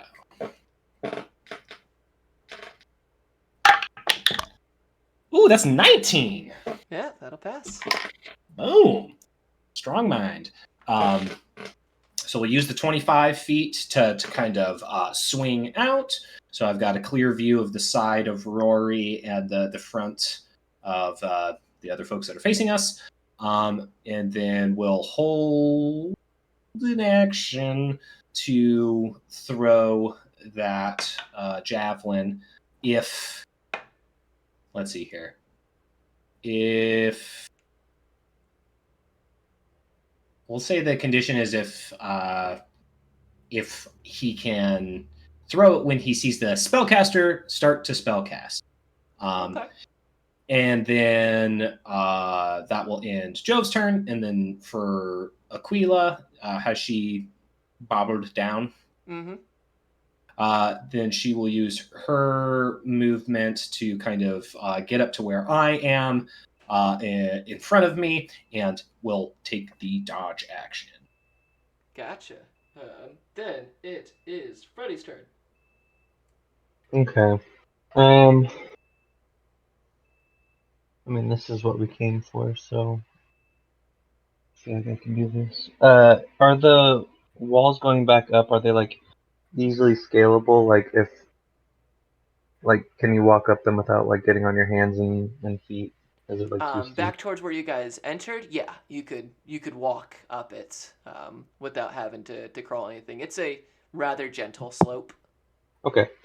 Then what I'm gonna do is I'm going to strum my harp and just kind of sing lyrics to just say you've taken too much.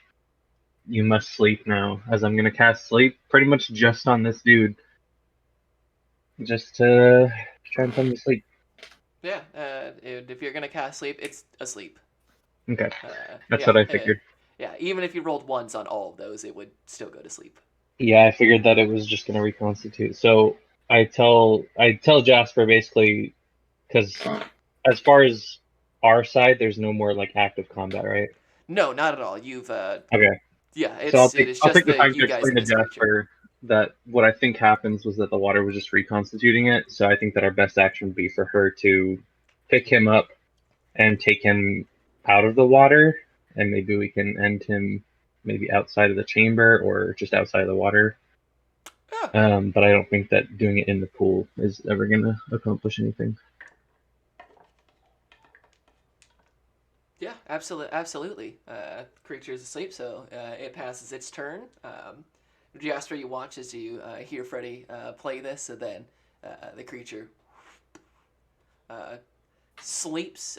It's a strange sensation. It's its eyes don't close, but its body goes limp. Gross.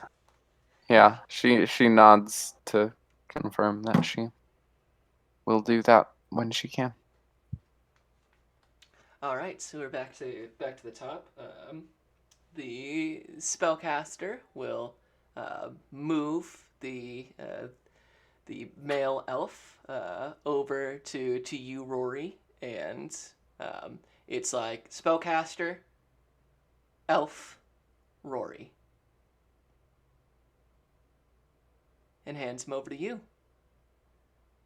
Before then, backing up the rest of the feet and placing himself in front of the woman in you, Jove, in a defensive stance.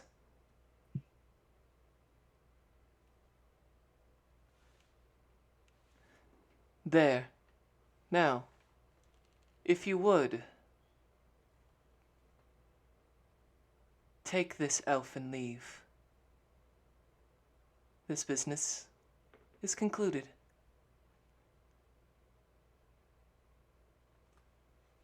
She's gonna hold her for action. Rory, it is now your move.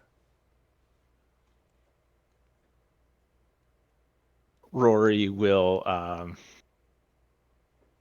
Rory will. Can this child like actually move, or are they bound where they can't actually like walk They would or? need assistance, most assuredly. They are bound pretty well, and this is not a child. This is a grown ass elf.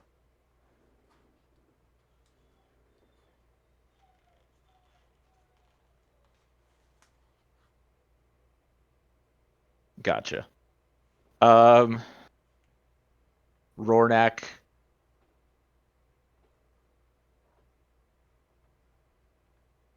Rornak will go ahead and he'll put the staff around him, hanging on his shoulder, and he will go ahead and grab the elf and place his arm around him as well to help try and move him. And before leaving, we'll say, "That's one life that you have paid with the mercy. You will have to pay the others at another time." And he will start walking the child back It's not a over child. towards It's a Joe. grown elf. Oh, sorry, grown elf. Sorry. No. Sorry. We'll start walking the grown elf back. I don't know how far my movement speed would be with him though. I will Like, say would it's I be able about to? half. So you're able to make 20 feet. Okay.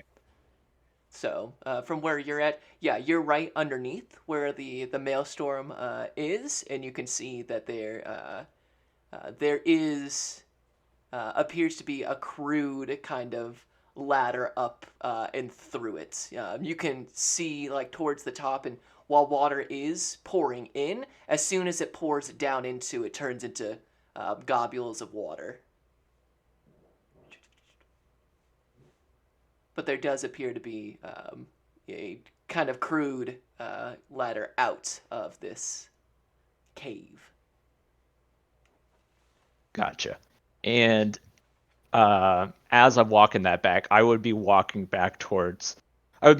the elf back towards Jove's position. And as we're doing that,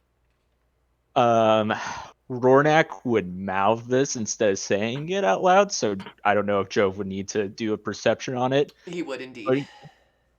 He would essentially mouth, "Throw it only if you think we can take them now."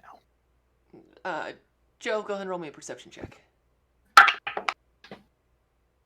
Going to be perception for 16. 16. Yeah, you see Rory mouth that to you as Rory moves past you and has the elven male and himself kind of at the underneath where you originally fell in. So you see that. Anything else from you, Rory? No, that'll be all. He will just be walking the elf back as far back as he can towards Jove, essentially. Jasper. Gonna do what Freddy suggested and try to carry this monster out of the water. Yeah, it's really easy until you hit kind of the dry part, but then you are able to drag them out. So you're probably out of the water by about 10 feet with this thing. Still asleep. Doesn't make any motion or stirring. It's very much got that dead weight to it. Okay. Did I use my action to dash, or was that just my movement? That's just your movement. I think she'll go ahead and just try to kill it then. Go ahead and make an attack. Oh, and to be clear, you said we were 10 feet out of the water, correct? Yes, out of the water. Okay. Try a little harder than that, Jasper. Okay, that's a 23. 23. Yep. That'll be... And it's a crit because he's asleep. Oh, that's right. So that's... And you rolled sneak attack, right? Yeah. Okay.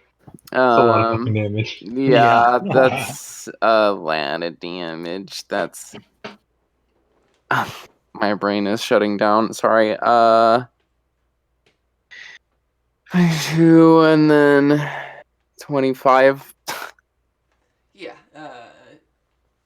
This time you strike down. You remove the head from the rest of this creature's body, and while there is liquids that drain from it heading back towards the pool itself, this time it does not reconstitute itself. Good fucking thinking, book boy. Yeah, the rat whispered it in my ear.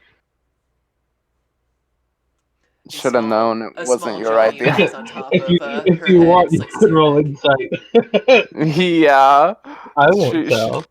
I'll go ahead and roll insight because she's dumb. Yeah, that's a 1 insight on that one. So she 100% believable. Yeah. Oh yeah. After everything she's seen with magic rats today, believe Sure. it. Believe it. Believe it. Yeah. Yeah, we both went there. Yeah. Thank you so much. That's her turn though. All right. Jove, it is now your turn.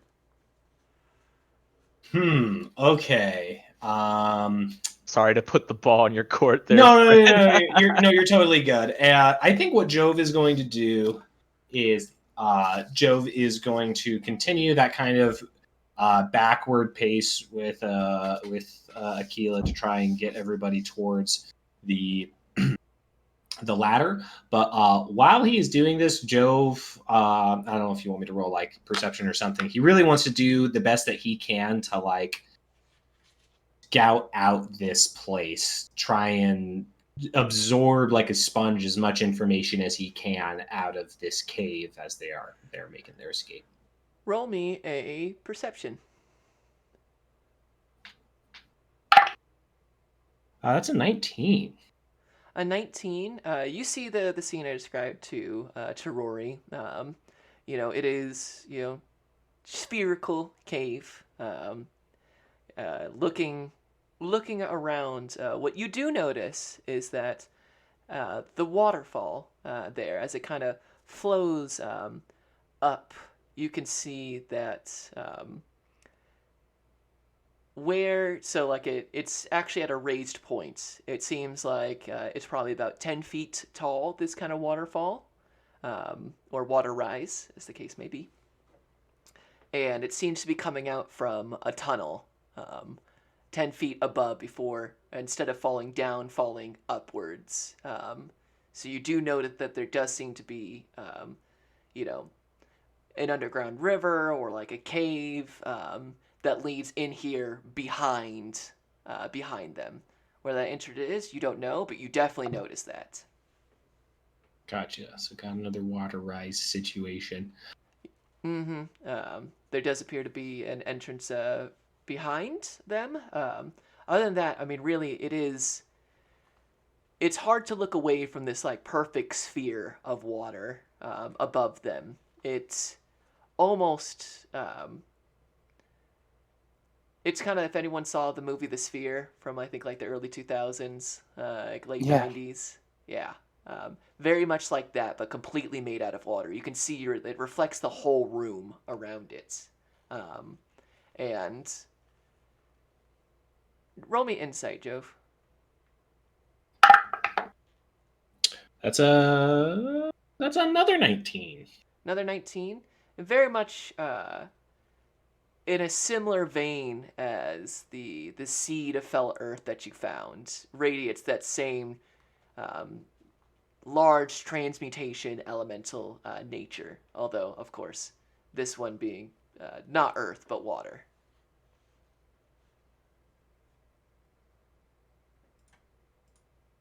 Whoa.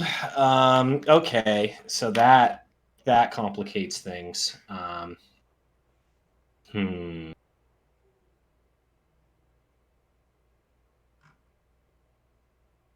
Alrighty. Alrighty, Rornak.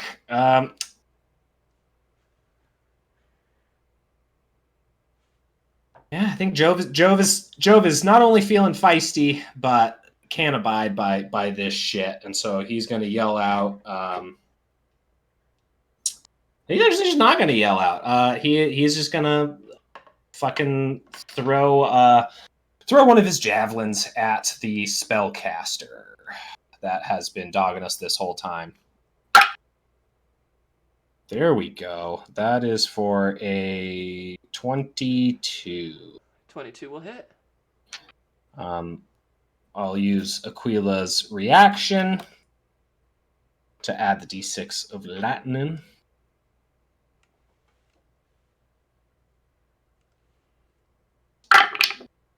Ooh, so that's going to be 6 lightning and 11 piercing. 6 lightning, 11 piercing. And as he does that, he's going to yell.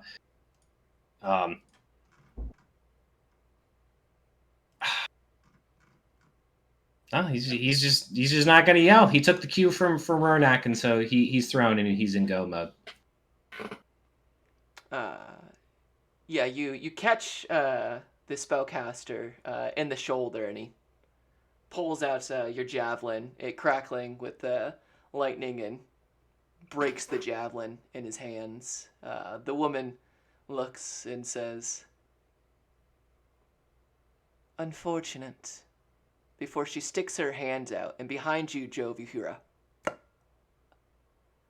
And as you turn around, you look dead in the eyes of this large creature. Its muscles ripple across its chest. It stands above you, a solid at least 7 feet taller. It's got the features, like these masculine features and aquatic features all put together. Its skin, this bluish green. It almost looks like the Sea King from One Punch Man, as it just kind of spreads out behind you, and it's going to make 2 attacks on you. That's a nat 20 and a 19. Oh my god. There we go. Oh no. So that is... it brings down a claw onto you, Jove, and does 16 points of slashing damage before then it brings this huge mouth onto you and bites deep, and you can feel it pierce through so much of your flesh. And you take another 8 points of piercing damage. Oof. Yikes. Where are you at right now? I am still on my feet, but hurting. All right. That's its turn, Jove. So we're back to Freddy. Yeah, so I still sensing some of my magic lingering out there. I mean, I look through all the bodies on the ground and find the one guy left sleeping and attempt to stab into him. Yeah, go for it. Okay.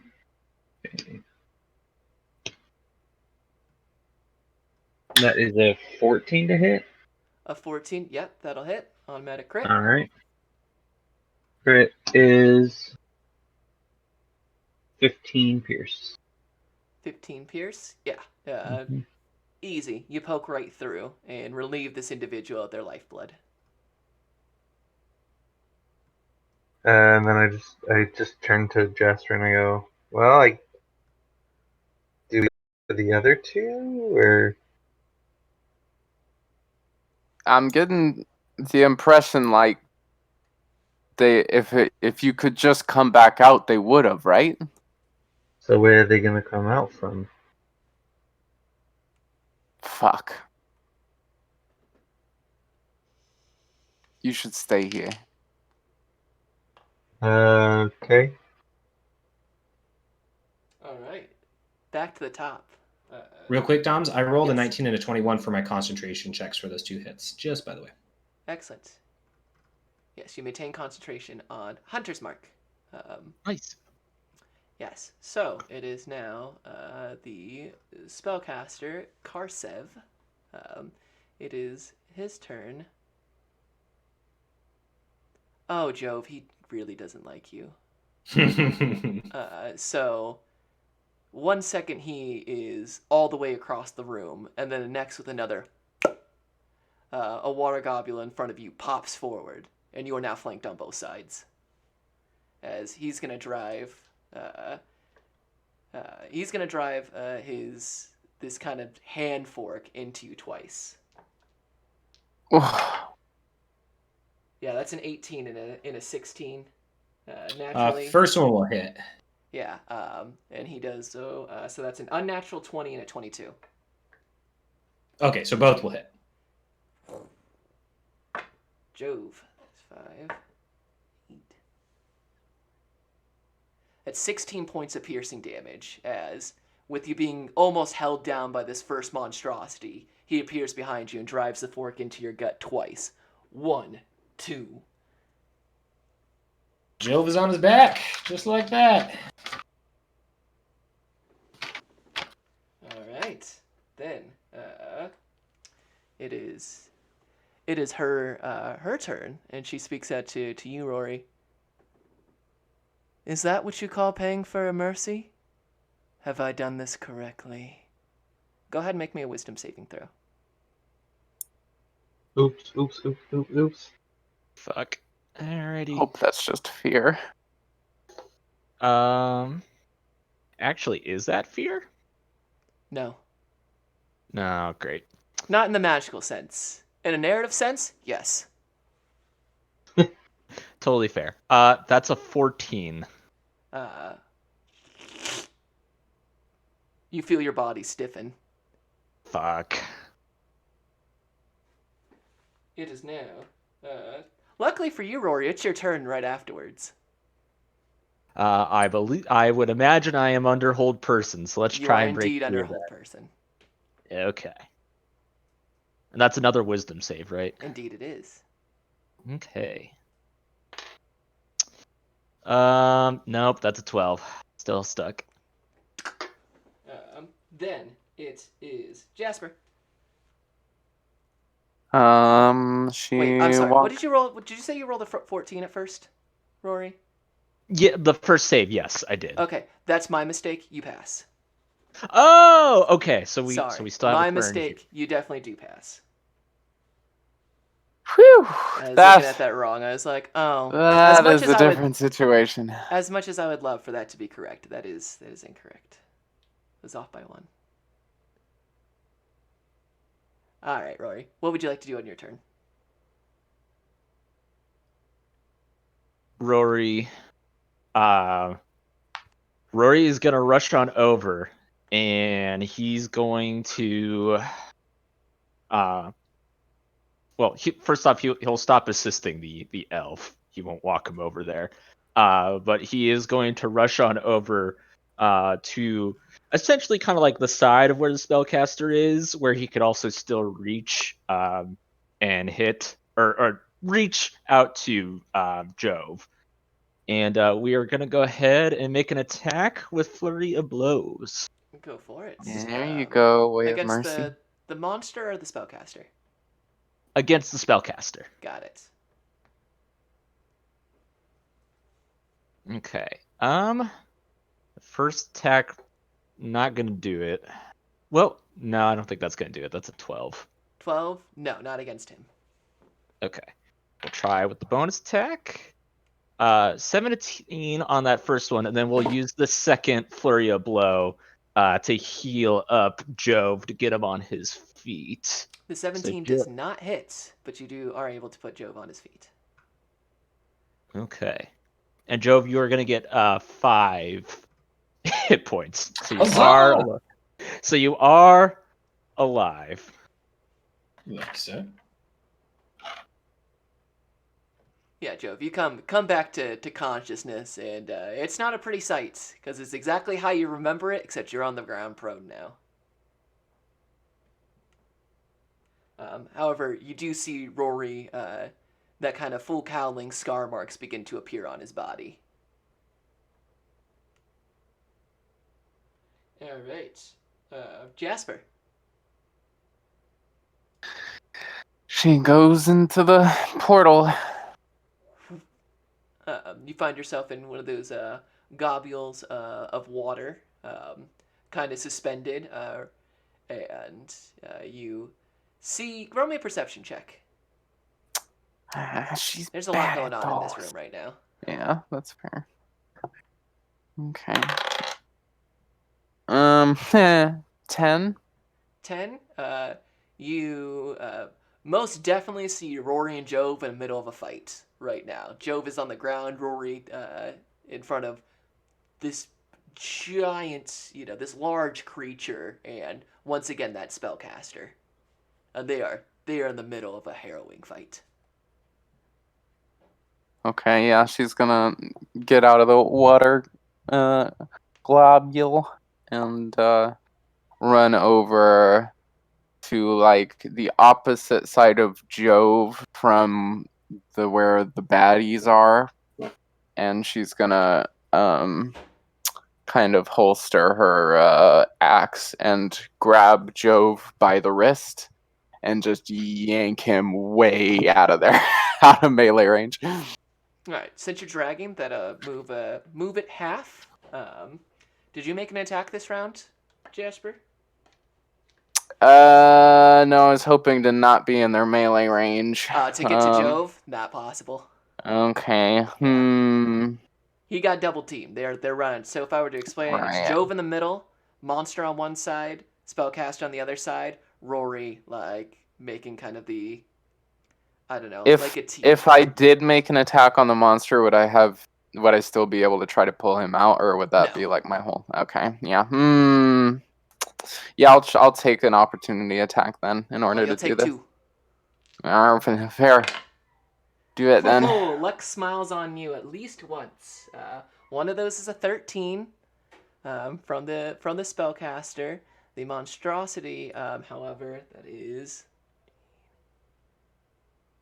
Oh, that's a 19. That'll just do it. All right. It brings a claw and slashes you as you move away with Joe's body. With your extended speed, you can pull Joe 15 feet away. Okay. Okay. 7 points of slashing damage. Yeah. As the last Johnny jumps yeah. out. I was about to say, and gets completely obliterated by this incoming claw. You said 7? 7, yes. Okay.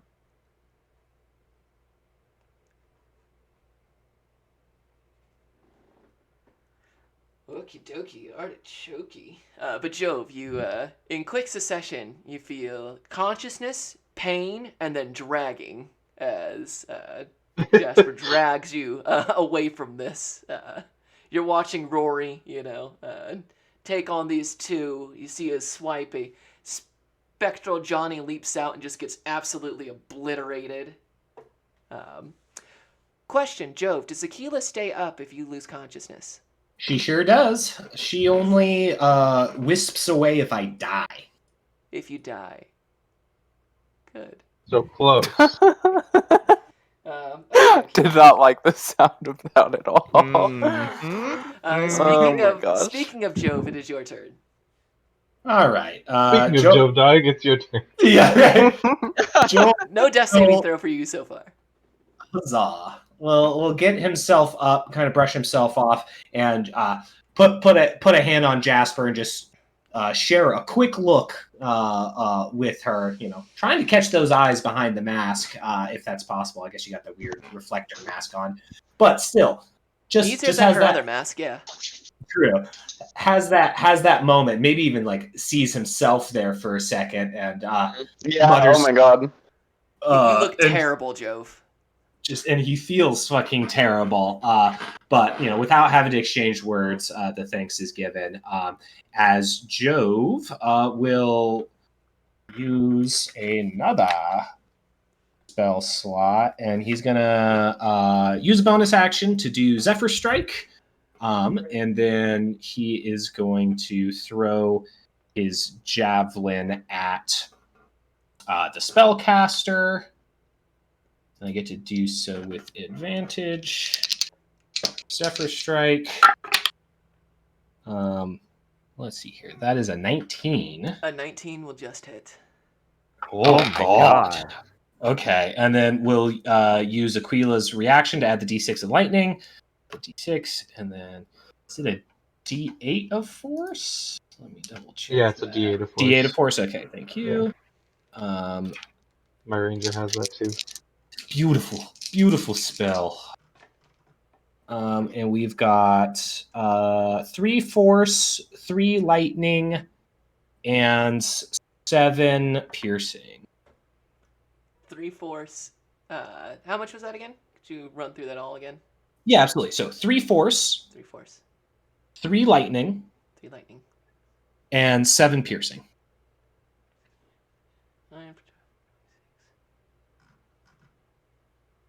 Yeah, this with the speed, Jasper, you see Jove huck this, and it reminds you very much of that same acceleration you felt in your arm. As 1 second there it's a javelin, and then next it goes through this spellcaster into and just plunges deep into the wall of this cave, almost to where there's only maybe a couple of inches of this javelin left sticking out.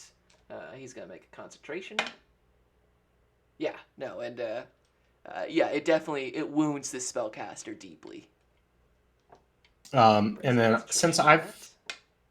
since I've got a little bit extra movement, I wanna get away from I'm the big so guy. far So away. I get an extra. Sorry, I should have this Wanna up. get away. Heard.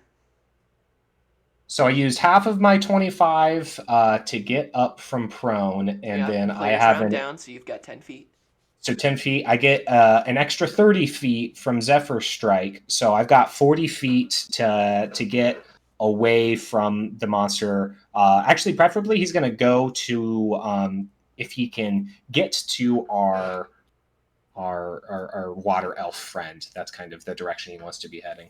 Yeah, you can definitely get there with 40 feet of movement. And then on Aquila's turn, she's going to follow me, take the dodge action. That's me. Gotcha. Then it is Freddy. That's me. Yeah, I'm just gonna plop down on my butt and just wait for my friends. Gotcha. Back to the top. Well, actually, no, it is that creature's turn. Rory, you're taking 2 attacks because you're right there. Makes sense. First one, nope. The second one, yes. One of them is an 8. The other is a 25. Certainly hitting. Yes. You will take. You take 10 points of slashing damage. Ouchie. Yeah, as you see this, you can't even you can barely perceive it as you hear like almost like a small thunderclap as the spellcaster to kind of like your right suddenly has a gaping hole in their chest, and it distracts you just for a moment. You move backwards and you can feel the audible click as this thing's teeth come together with terrible force right in front of you. Then you're able to avoid that, but the second claw kind of comes through the side and rips open from like your shoulder down to your elbow, a huge chunk of your arm. Ugh. Yeah, because it's at the bottom. All right. Then it's back to the top. There's the spellcaster. He. That's an excellent question. What would he do in this? Let's roll for it. Okay.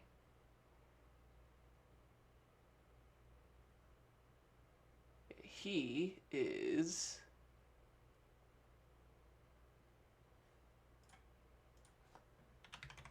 Let me just search the spell real quick, make sure I know what it does correctly.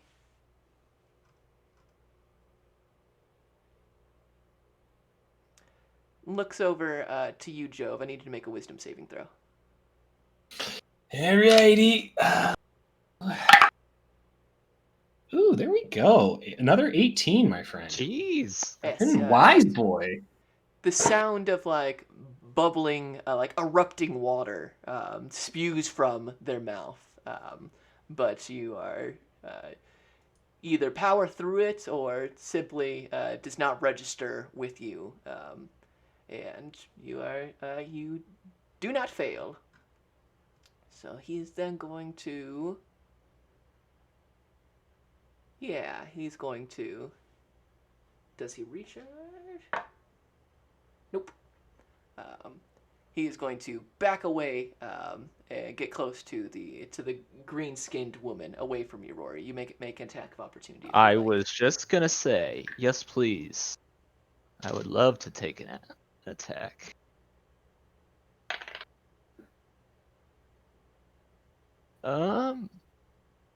That rolled off the table. I'm sorry. I'm gonna re-roll that one. Oh, it's fine. Doesn't count if it goes off the table. I rolled worse that time. That does not hit. You make kind of a wild swing with your bow, but he once again does that kind of flowed movement where he just is no longer in that space and moves in a defensive position by the female elf. which is now her turn, she... Interesting.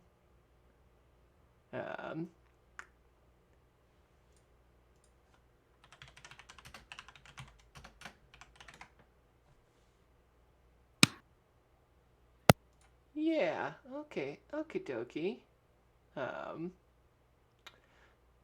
By you, Jove, she puts a hand out. Could you make me a dexterity saving throw? Jove, yes. And Aquila. And Aquila. Let me look up her And stuff. I would roll for my bound individual, but they fail. Gotcha. Okay, so for Jove rolls a 17. Aquila gets... Ooh, nice. She has dex saving throws. So she gets a 18. 18. From the top of this, in fact, let's say 25.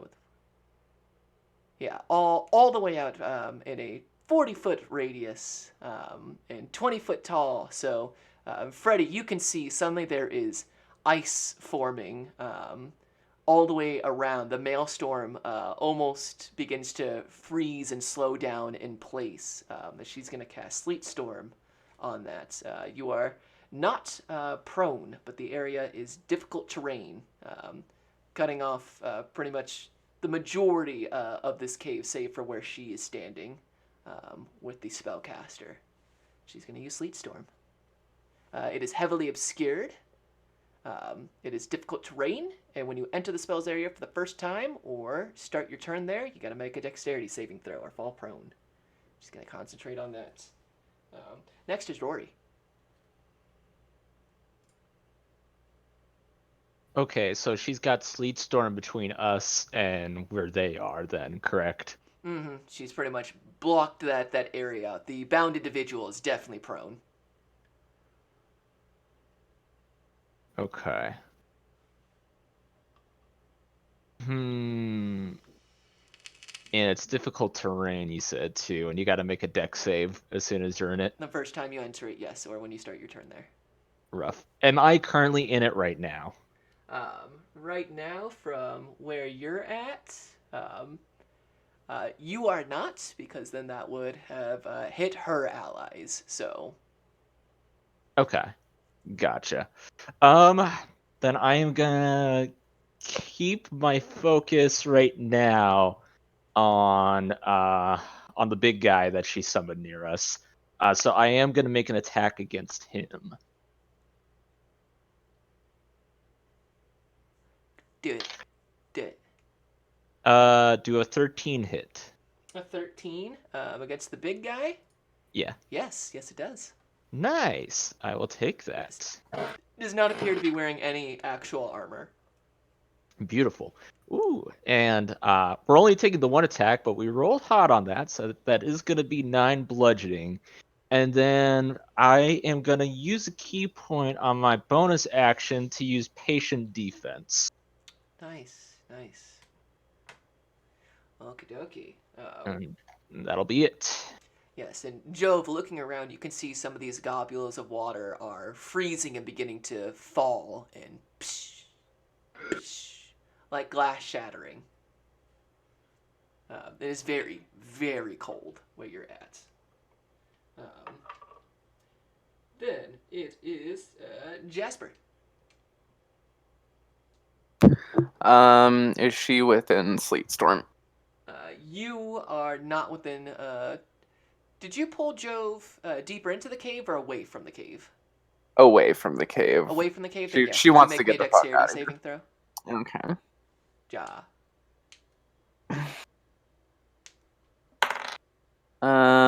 Yeah, she fails that. Yeah, it is. So you're currently prone at the start of your turn, so you can use half your movement to stand up. Unfortunate. Yeah. You don't take any damage, so you've got 20 feet of movement. Yeah, she's gonna...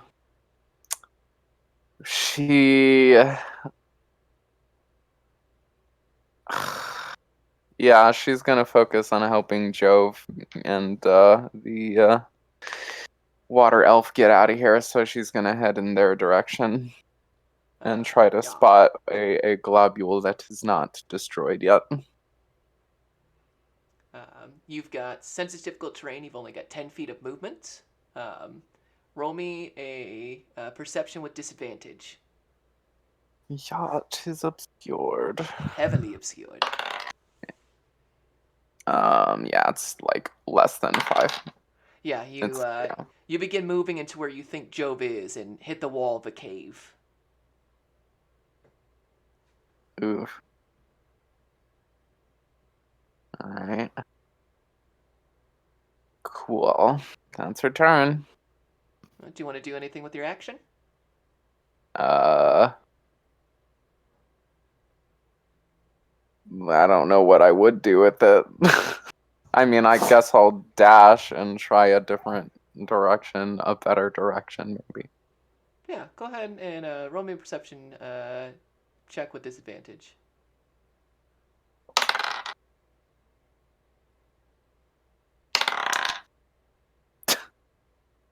The same thing. 4. Yeah, you move the opposite direction of where you're at and then find another cave wall. Great. It's her turn. All right, Jove. All right. Do I need to save? Yes, you do. Dexterity saving throw, please. All right. So for Jove, it's going to be a 12 12. Foomp, prone. prone, and then for Aquila. Akita is going to be. Let's see here. So she rolled. She is a 20. 20. She saves. Beautiful. Okay. He is going to, I guess, use his half of his movement to stand up.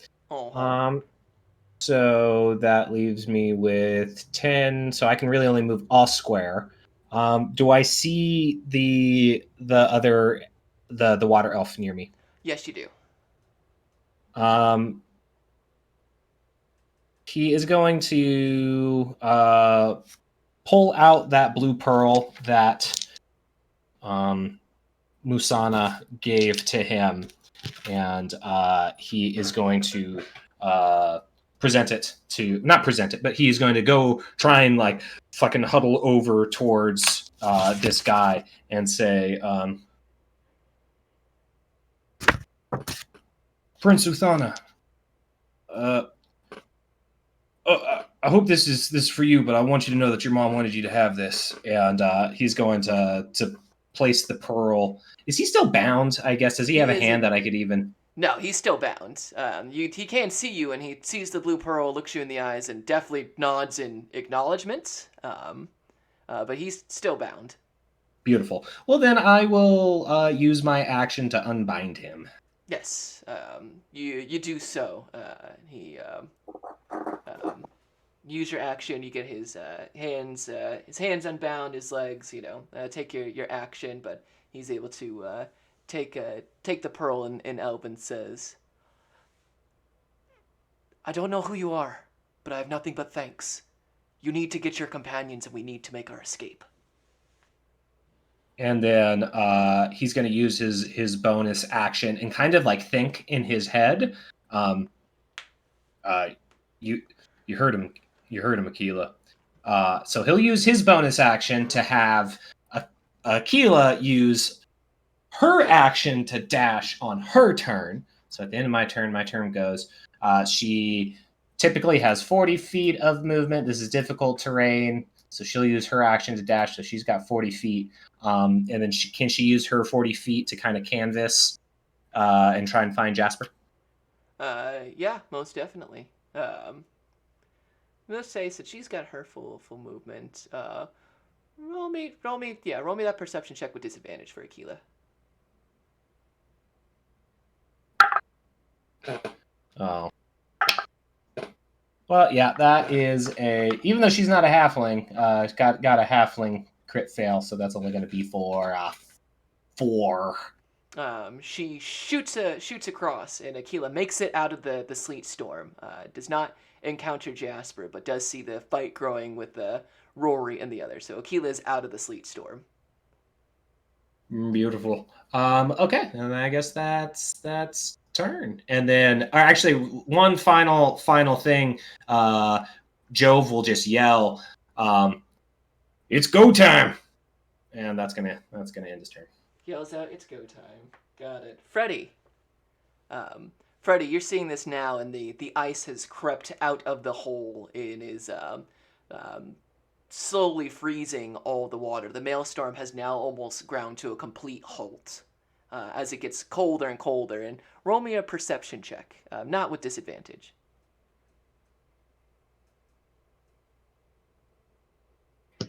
There we go.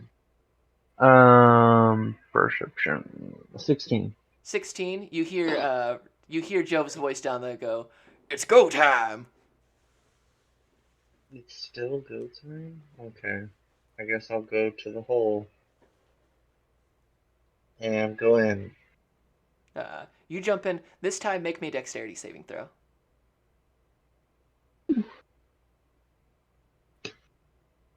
23. 23. Yeah. You jump down and you don't land on a gobule of water like your companions. You almost whoop, and you're prepared for it, and you hit the ground. There's a little bit of breaking of ice, but you are able to shoot the energy down with a slight roll. Get up, and you land not prone, and it is cold, hard to see, but you are right next to Jove and a blue-skinned elven individual you have not seen before. Okay. That's all that I see, though? At this point, yes. Okay.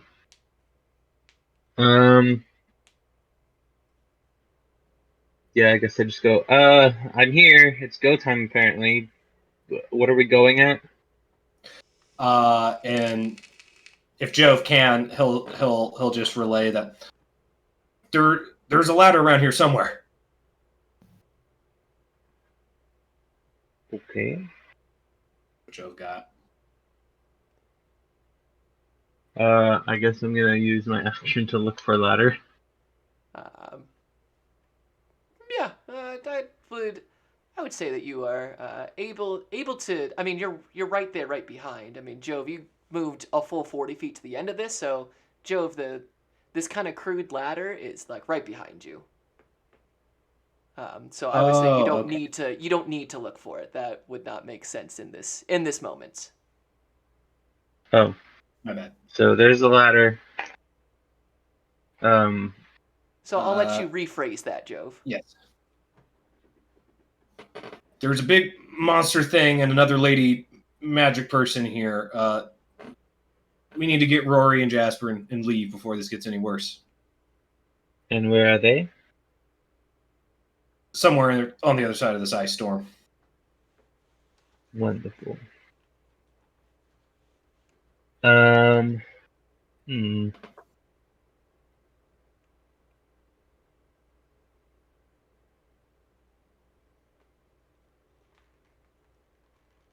Doesn't Slate start to say something about concentration?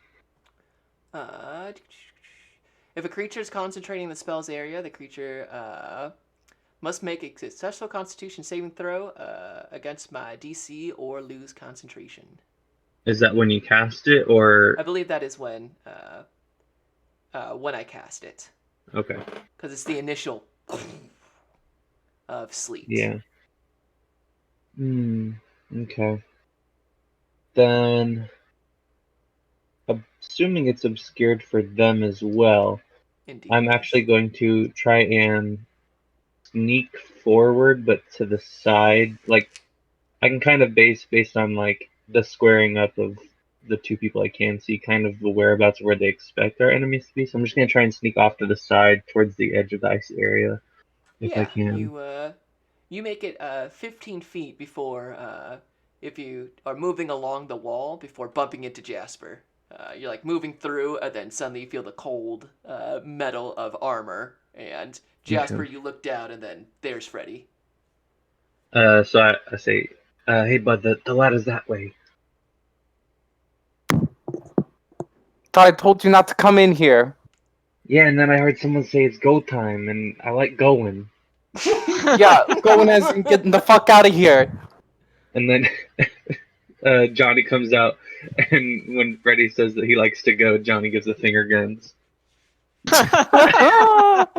Great. So Johnny yeah, goes and then to slick back his hair and then can feel the ice holding it in place and puts his hand doesn't back even down. need to. Doesn't indeed. So I guess I'm gonna keep looking for our last friend then, and just keep moving forward little by little. Gotcha. And then once I get to like the edge of the icy area, that's when I'm gonna like crouch to sneak. Because right now I feel like I don't need to go sneaking speed. Gotcha. Yeah, you. Well, if you use your movement to get to Jasper, you could dash and move forward if you wanted to, or could wait at this junction. But you are out of movement currently. And I'm still inside the sleet. Yes. If Jasper sees him dashing in the opposite direction he told her where the ladder is, she's gonna grab him to stop him. No, he's not dashing. Yeah, I guess he's gonna post up there. All right. Gotcha. I Then will sneak though, it will sneak. All right. Roll me a stealth check. since I have that action to use, might as well. That's only an 11. Yeah, But it's hey, 11, but you're we're in heavily a sleet scared. storm. Yeah, Yeah. but you're heavily scared. So, and you feel very stealthy right now. There you You go. can't see them, they can't see you. Can't target you with magic. You know how these rules work. It is then that creatures. It's gonna make 2 attacks against you, Rory. But I believe with patient defense, that's a disadvantage, correct? That is correct. That's a beautiful thing to see. Unfortunately, it's with disadvantage because that's a crit in both directions. It is. Patient defense has saved my fucking ass, dude. Yeah. That it does. It actually swings forward and breaks one of the globules that has frozen, and it will take. Oh yeah, that. Yeah, some of the ice shards into this creature, and take some damage. Then it's gonna make the second attack. God damn it! Yeah, okay, with disadvantage, that is only a 12. That just saved you from absolute instant death. That's another nat 20 right there. That's a 20 and a 6.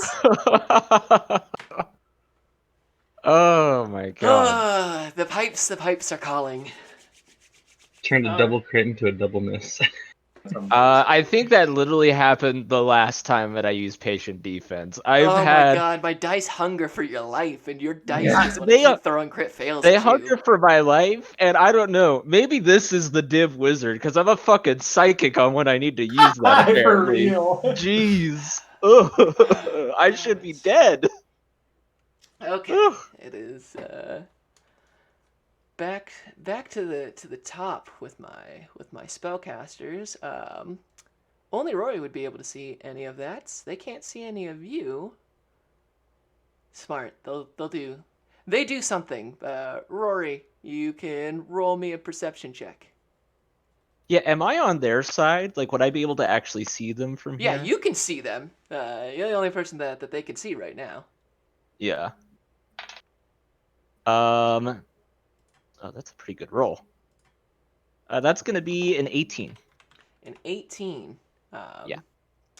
Yes, with an 18, you see that the woman, the female elf, takes her hands and weaves almost like a cat's cradle of water before placing it over the wound on the other spellcaster, and you see it kind of the lattice work go in and start to knit together that wound as he nods in his thanks to her.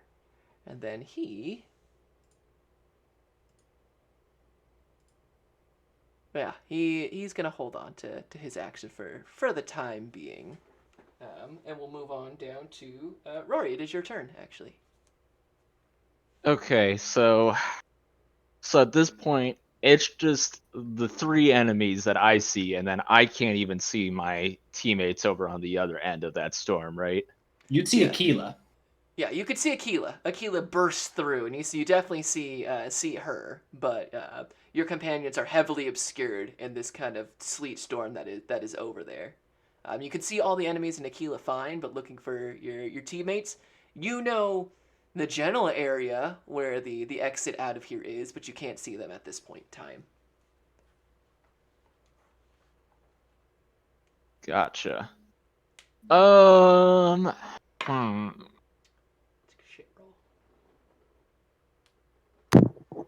Did he hear the go time? You would have heard the It's go go time. time. Yeah, you would have heard the go time, Rory.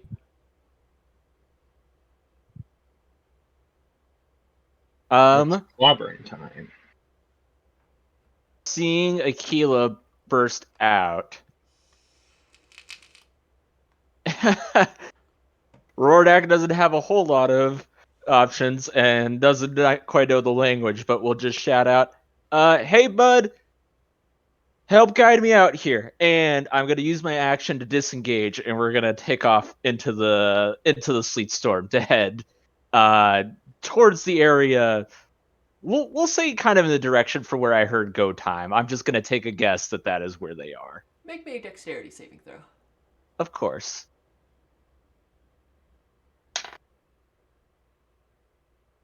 And that is a 19. Oh yeah, absolutely. You run through it, and you're no stranger to running through sleet storms. With your particular background, so you hit it at full speed. So you've got 10 feet or so of movement since it's halved it. It's still difficult terrain. Roll me a d8. D8. Can do. That's a 2. You run straight into it, and let's see, then half feet forward.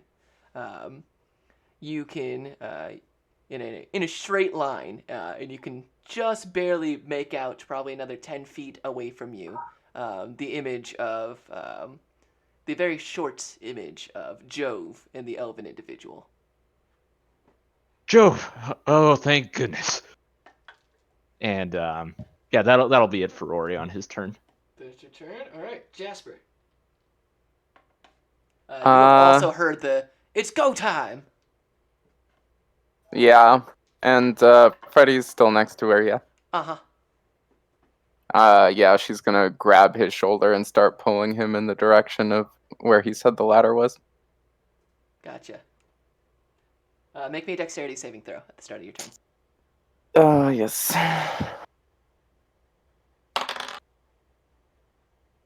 It's a 16. 16. Yep, that saves. Okay. And she's gonna dash with Freddy, assuming he's not resisting. Mm-hmm. Yeah, you guys. So if you dash and then, so difficult terrain for your 40, and then you're pulling another person along, which is half for the 20 feet. But yeah, you're able to get to. You pass by Rory. You can see Jasper and Freddy moving along towards you, and then you meet up with your party, and you're at the bottom of this kind of area with you, the elven, with Ulatha, Jove, and Rory only, a little ways away from you. Dope. Dope. That's her turn. Excellent. Jove. Jove is gonna Make a start. dexterity saving throw. He's gonna do that. Is what he's gonna do.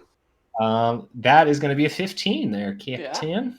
Yep, you're able to keep your feet. You're like, if I don't move fast and I really put my weight through my thighs, I can stand up. And you do.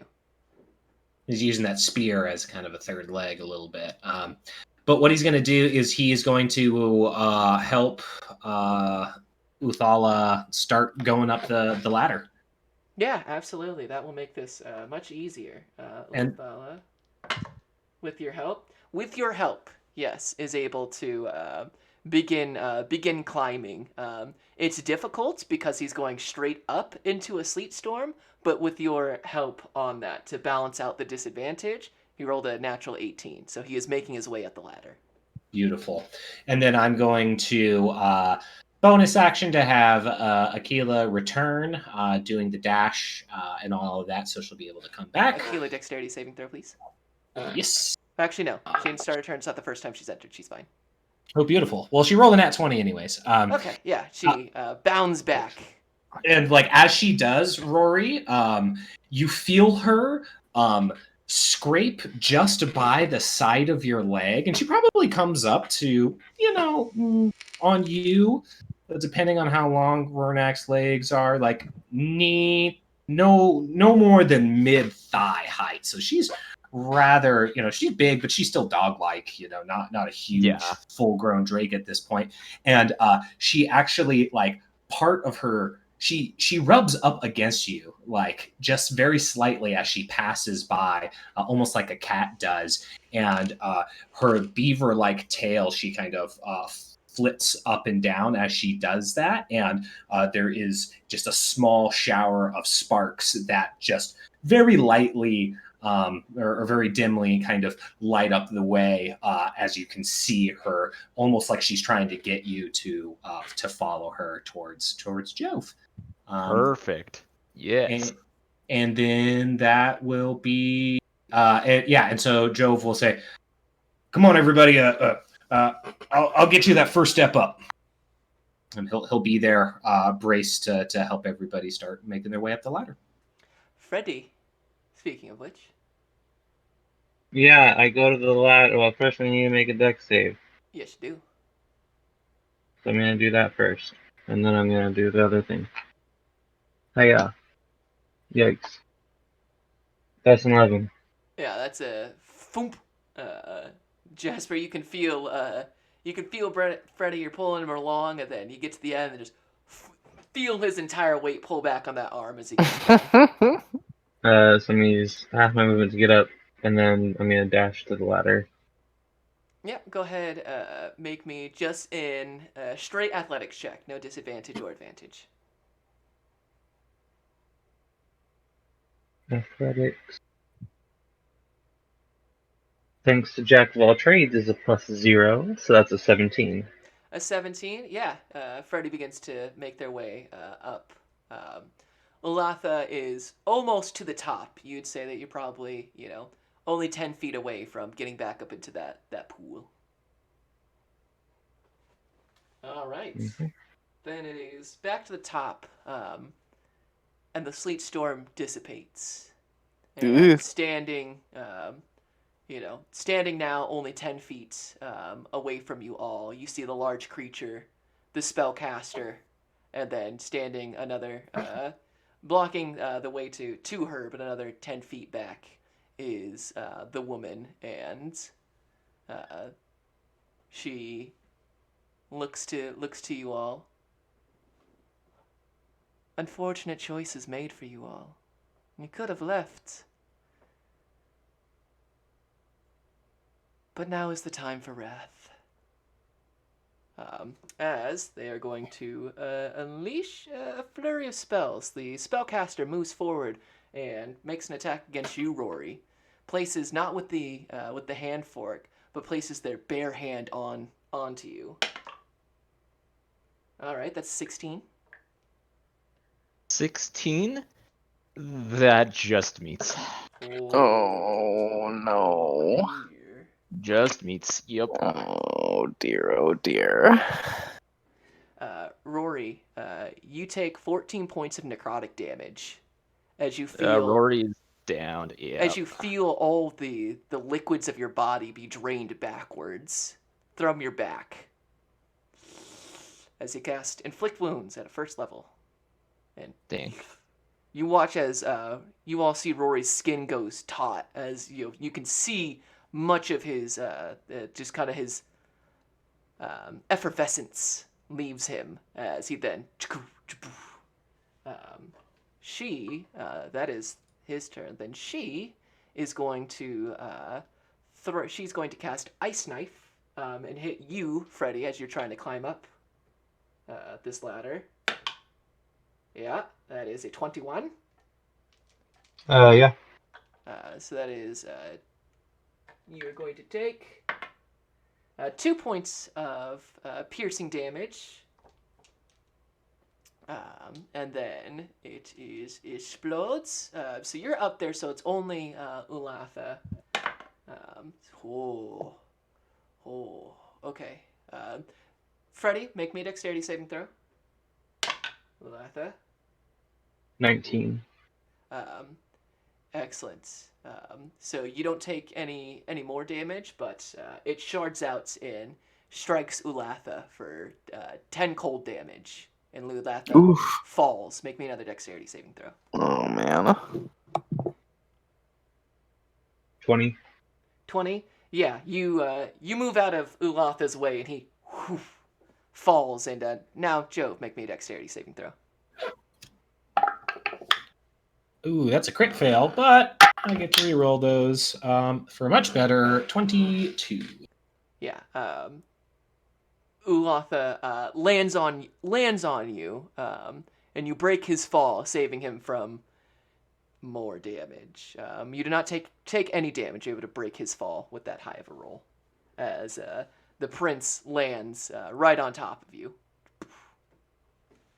Then it is Rory's turn. Make me a death saving throw. That is a pass. All right, 1 success for Rory. Yep, rolled a 21, so we're safe. All right, then it is Jasper.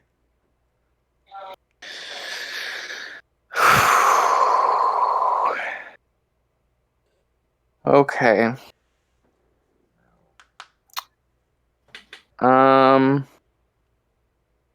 This is a toughie.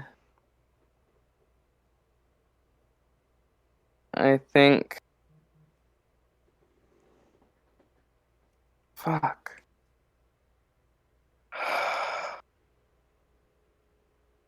So I don't even know what to do anymore. I think her instinct at this point is to just be a wall for her friends because there's still that big old monster thing, yeah? Mm-hmm. Um.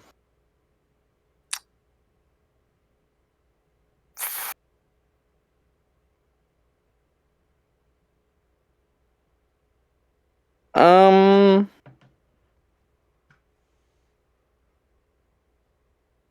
No, she's gonna. How high up the ladder is Freddy right now? Freddy is probably about 20 feet up the ladder. Yeah, So there's only 10 feet from him in the top of this, and he's held on.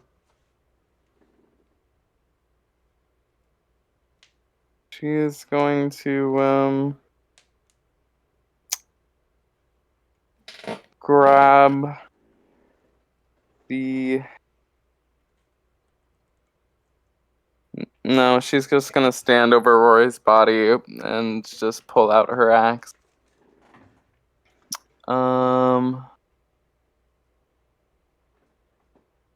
Because she doesn't know what else to do. And are making a strike against this spellcaster. Yeah. Let's see it.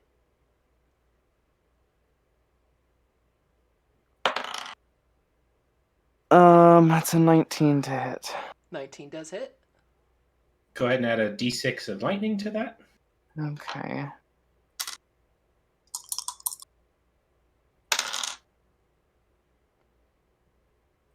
So that's 6 slashing and 4 lightning. 6 slashing, 4 damage. Yeah,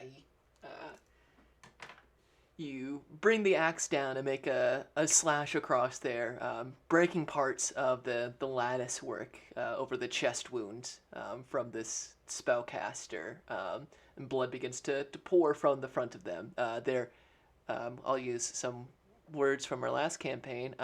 Looking spicy, looking very spicy. Okay. She's gonna use her bonus action to just try to recover what hit points she can before she probably takes an onslaught here. So, well, that gets her back to full at least. There we go. And then can she use her free action to just like rip off her mask? Yes, yes, you may. And she'll call back to Freddy.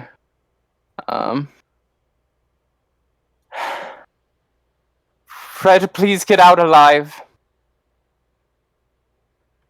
And Freddy, no perception check needed on this one. Mm-hmm. You hear that voice and you look back, and without a doubt, that is the face of your sister, Lapis. First time that you've seen her in over 5 years, if not longer.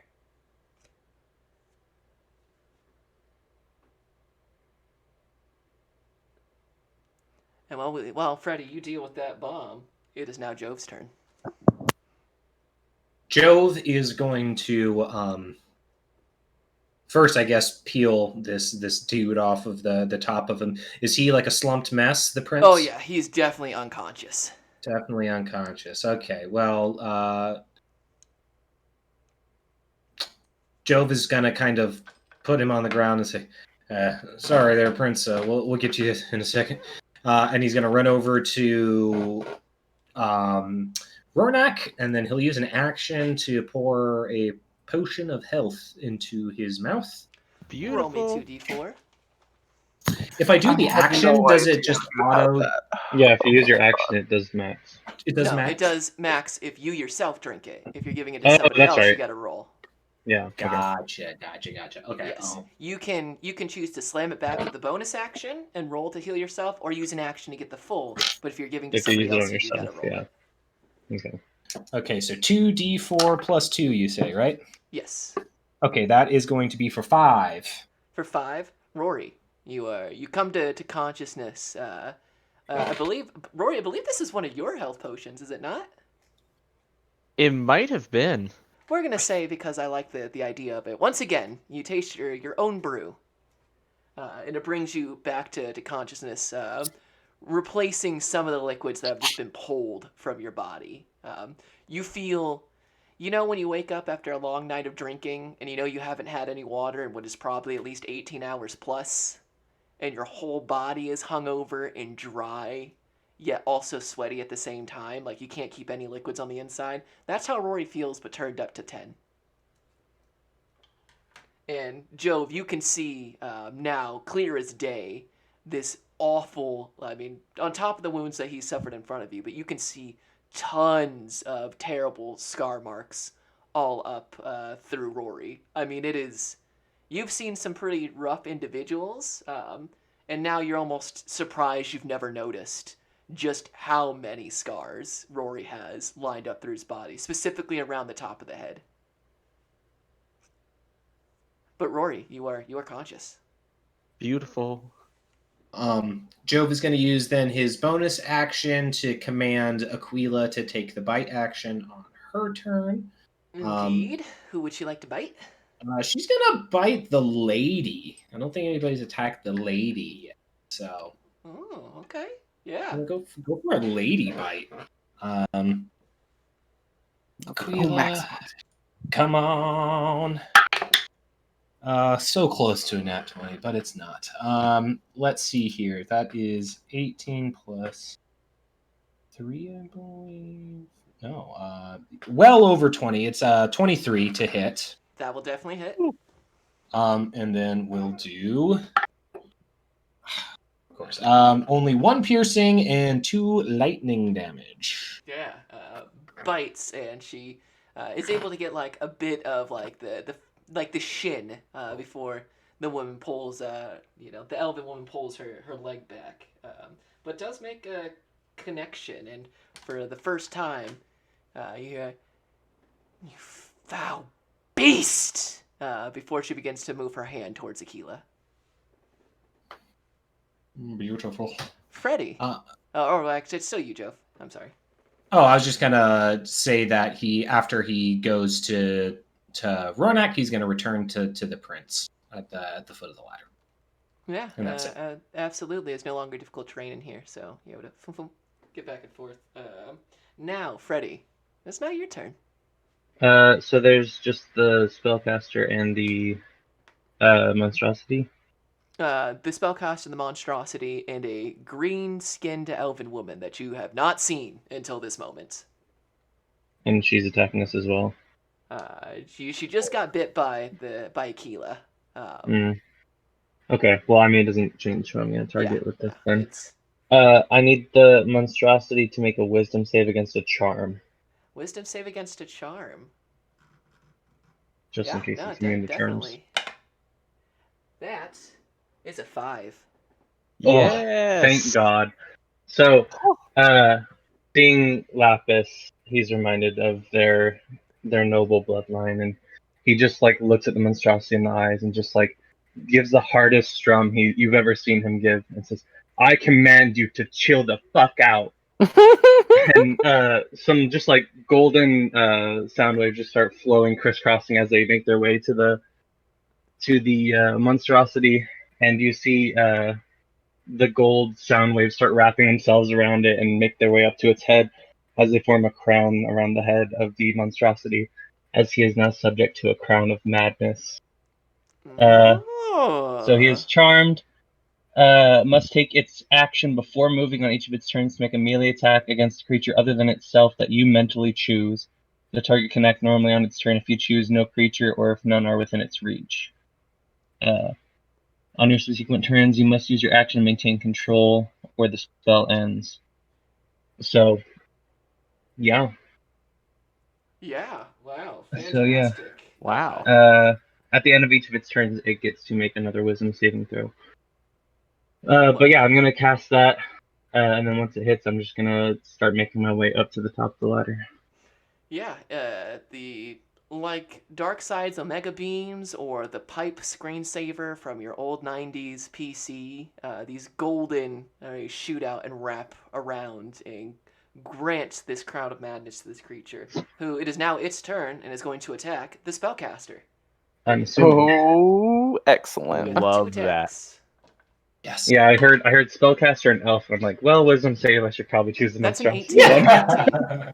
Oh. As it turns, and with that same monstrous, this spellcaster is completely blindsided as it drives both of its claws straight through the chest, almost like holding this individual's spine from the inside, lifts it up, places the entirety of the spellcaster's head in its mouth, and bites. It's the end of its turn. It gets to make that wisdom saving throw. Yep. Okay, that's a 13. That meets. That meets, but the spellcaster is down. Most definitely down. Wow, I've never seen anybody pull off Crown of Madness and actually get it to Yeah. pop. Me either. That's awesome. Beautiful. That's a great move. I'm fucking Clutch jazzed. play, dude.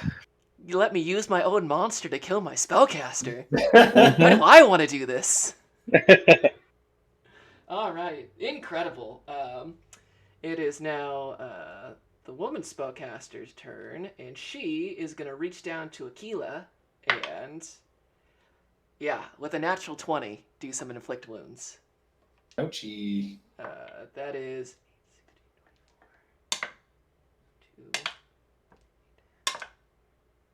that's 35 points of necrotic damage. As I'm pretty sure that takes out Aquila for the time being.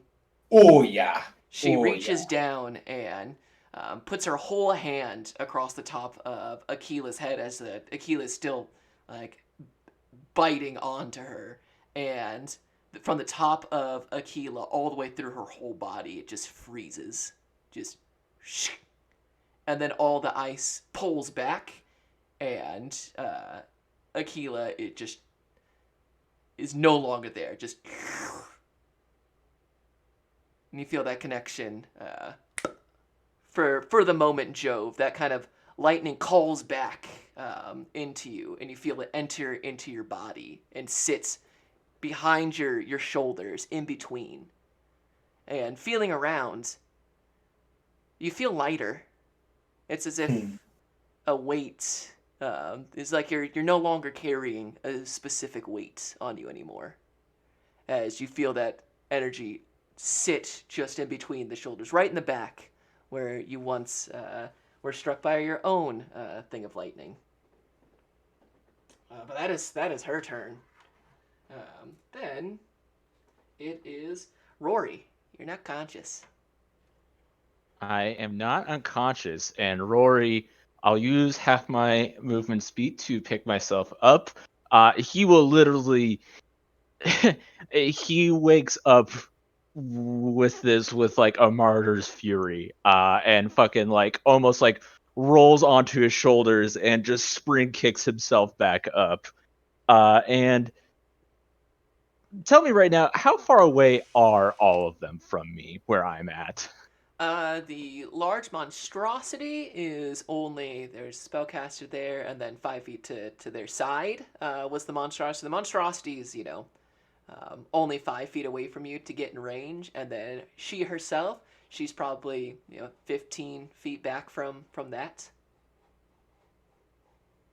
Okay. And then the other person, The spellcaster is dead.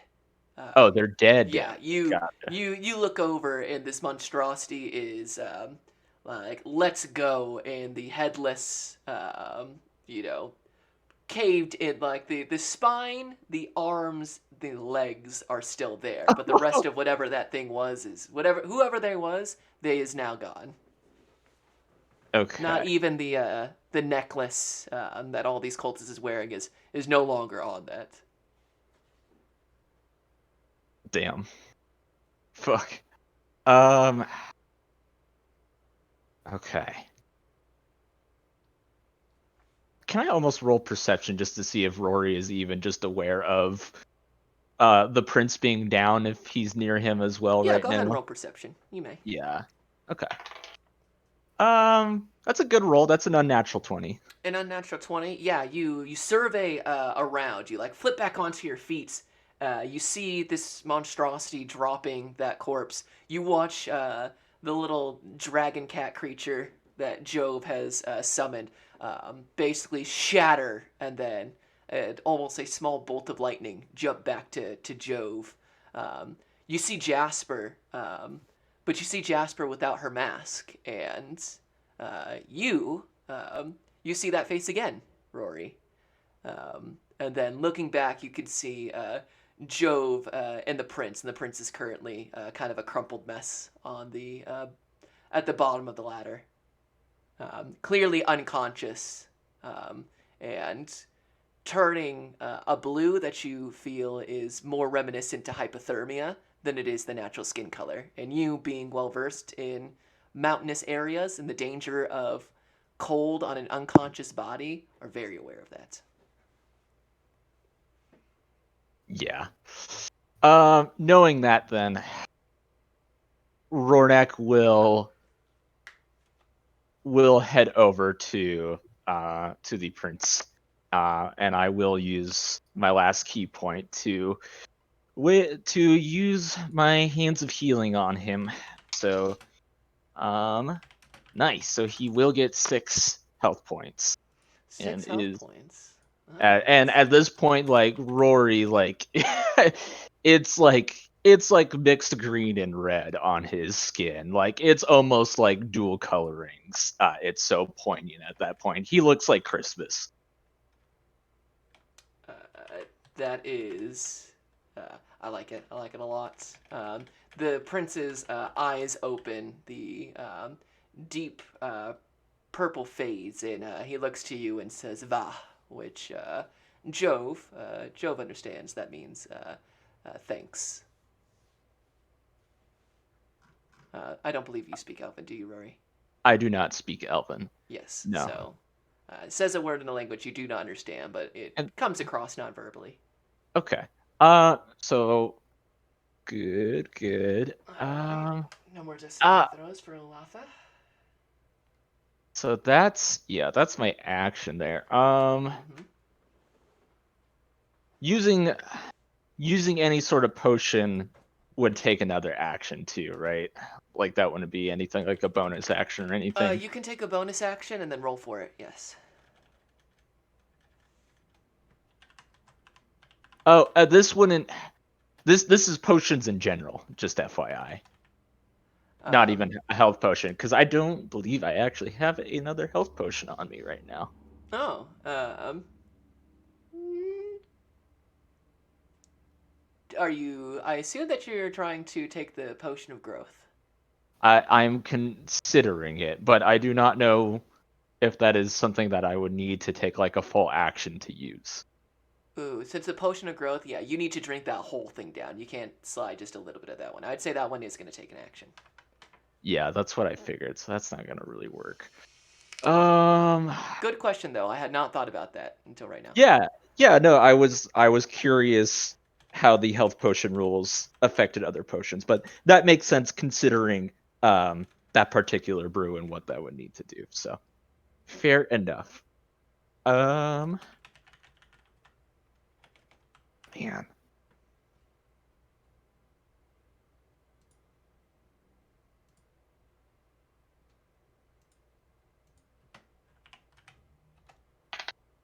All right, if you can't think of anything with your bonus action, we're just going to move forward. We'll call that Rory's turn. Yeah, that's fair. I don't really have a whole lot else I could do with it anyway, so yeah. All right, Jasper. We're gonna just fucking make an attack against this pig fucking guy. All right, let's see it. Good. That's 22. 22, yeah, that'll hit.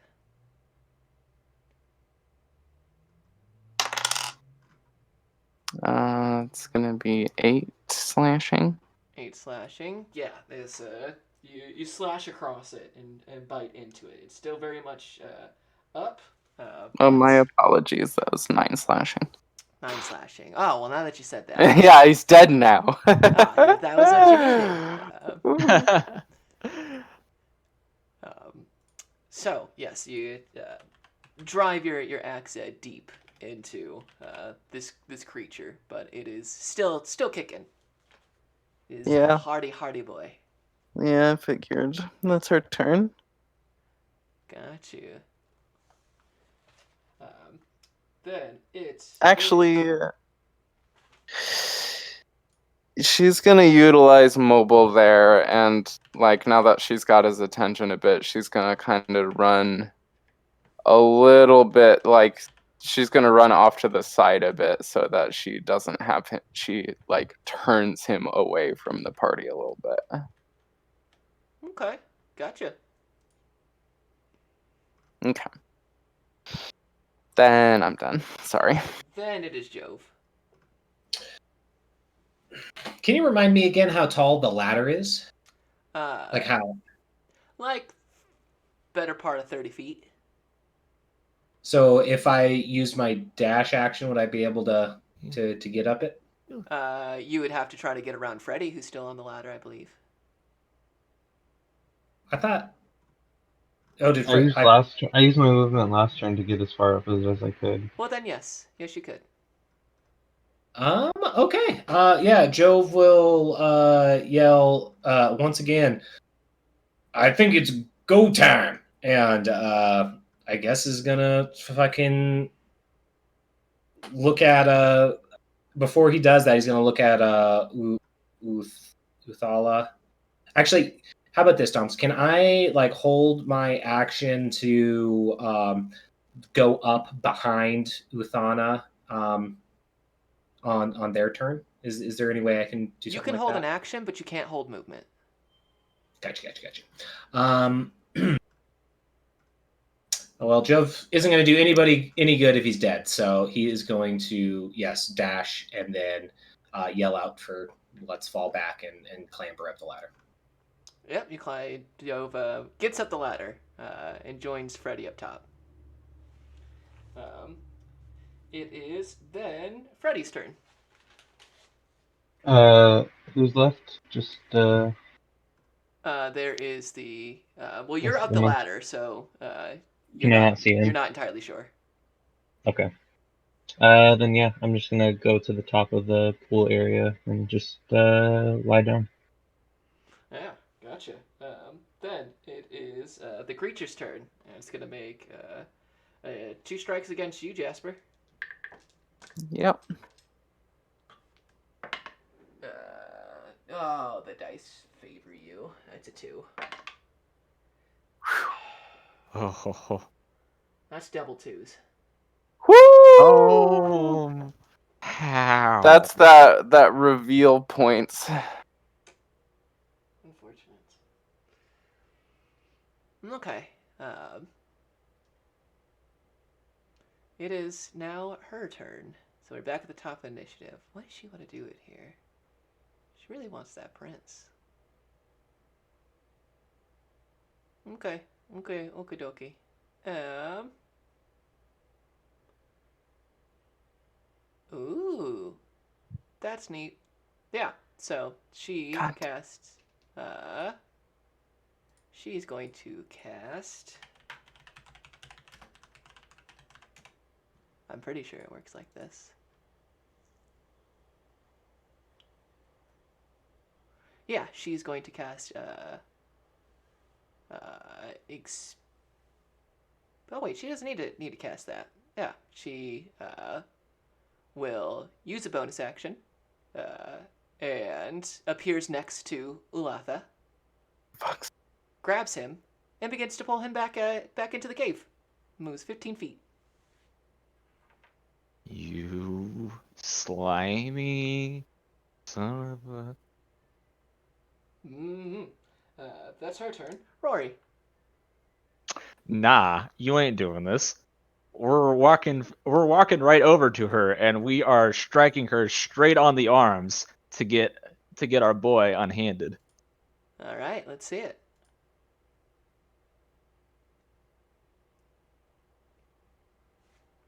She reaches. Rolling like doo-doo though. That's only a 12. 12's not gonna do. She also you go for it, and it's like almost the bones in her body have a liquidness to them, as like the bow staff goes down towards her arms, and you could have sworn it should have hit, but it's like the bones in her arm moved out of the way. I will use my bonus action to take one more strike at that. Go for it. Much better. That's gonna be for a 24. Yeah, that'll do. Okay. That is just an unarmed strike, though. So that'll be for 3 bludgeoning as Rory misses wide with that first strike. But he takes a swipe to his left and misses there, and he'll hold on to the pole with his left and come down with an elbow with his right straight on her arms, trying to break her grip on Udala. Yeah, and it makes contact, and she looks at you and says, "You could have simply taken him and left, but now we will crush you beneath our waves." And says a word in a language that sounds like rushing water being brought to a boil. It is inhuman, unelven. It is raw. Um, it's almost stirring. It's like listening to someone scream while drowning. Then it's Jasper's turn. She's gonna take an opportunity of attack from the big boy. Indeed. Your luck continues. 13. That's wonderful to hear right now. She's gonna get flanking on bitch face. And make an attack if I may. You may. I didn't need it. That's gonna be a crit. Yes! Yes, bitch! Woo! So that is 18. No, hold on. 8 plus 18 plus. That's 27 slashing damage. Ooh, damn. Yeah, that is. You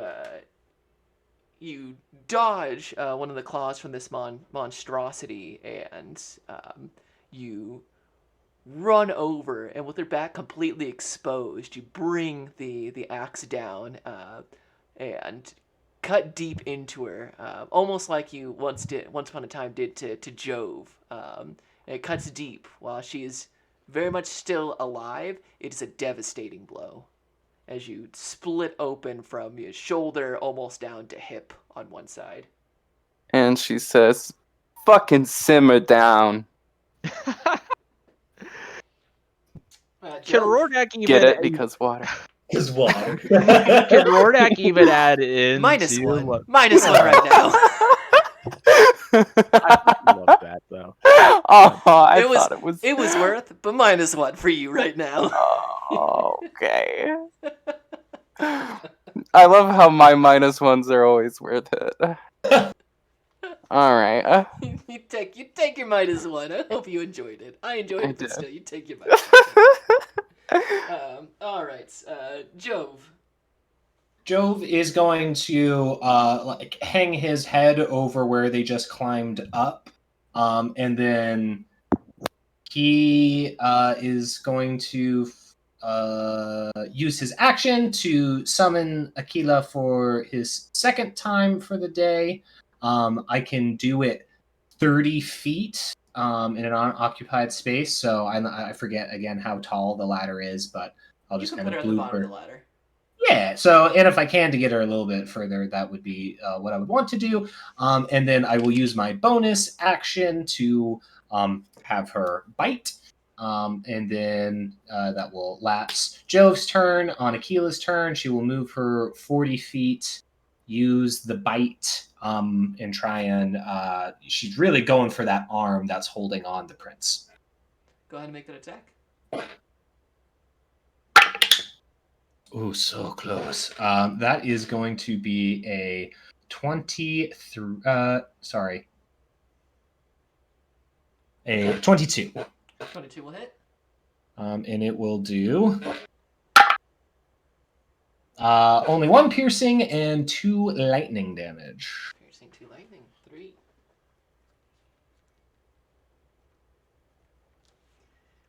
And that will. The wounds are starting to, the wounds are piling up. Her weak on Olatha getting weaker and weaker. She's now surrounded on 3 sides. And that's my turn. Okie dokie. Freddy.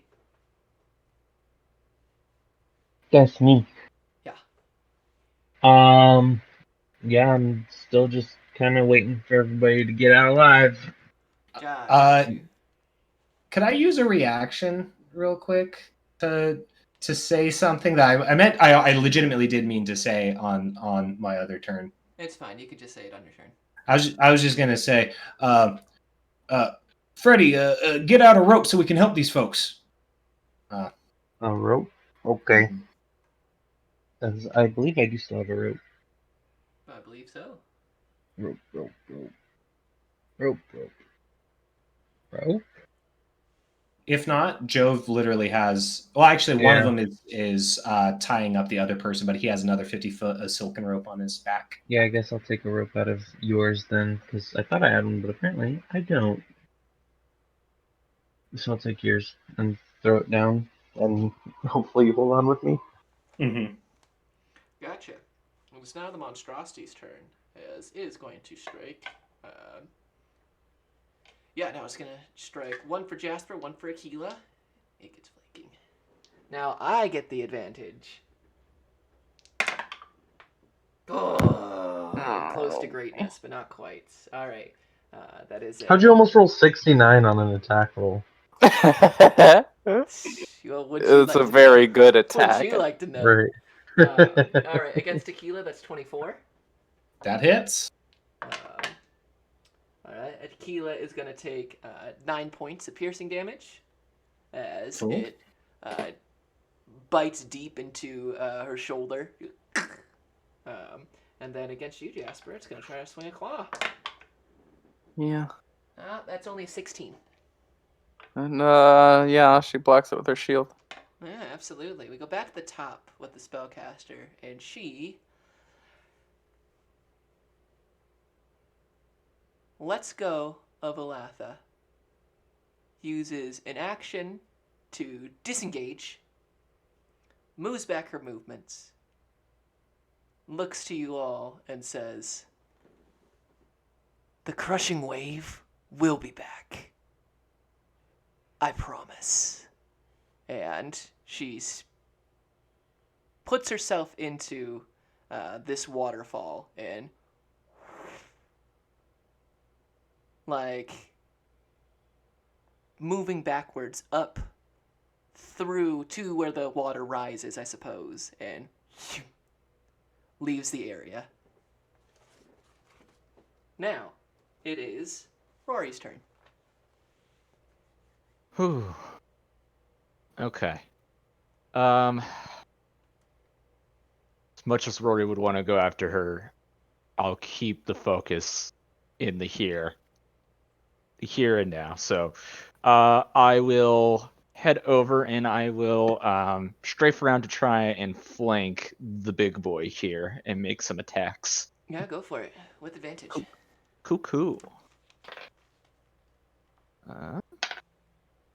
And that's a nat 20. Thank you for that advantage. Beautiful. And Go we ahead will and roll. add a d6 of lightning to that while you're at it. Yeah, buddy. Hey. And for the bonus attack, that is also a 21 as Yeah, well. both will hit. Nice. So does that count as a max on that Mhm. d6 as well? Jesus.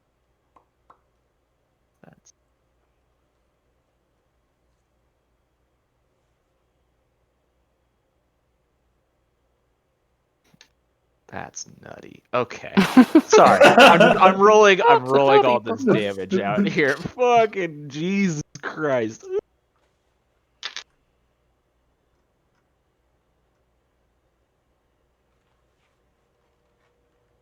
Okay, so that first strike, all critical, then is gonna be a 16 plus. Oh my. That's plus another 11 bludgeoning Yeah, buddy. and 5 lightning. So How do you want to do this? altogether. Oh my goodness. It has 16 health points left. So, clearly. Clearly it's dead. It's clearly quite dead.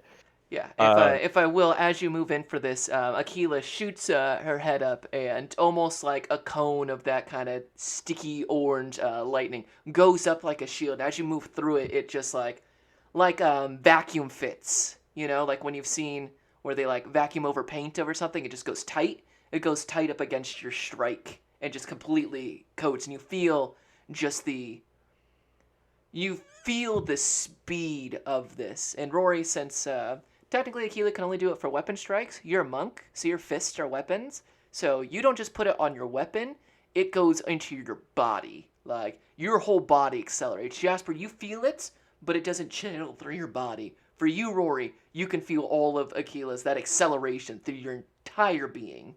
As you move faster, hit harder. Like, it's one part Aquila, one part you moving with such speed.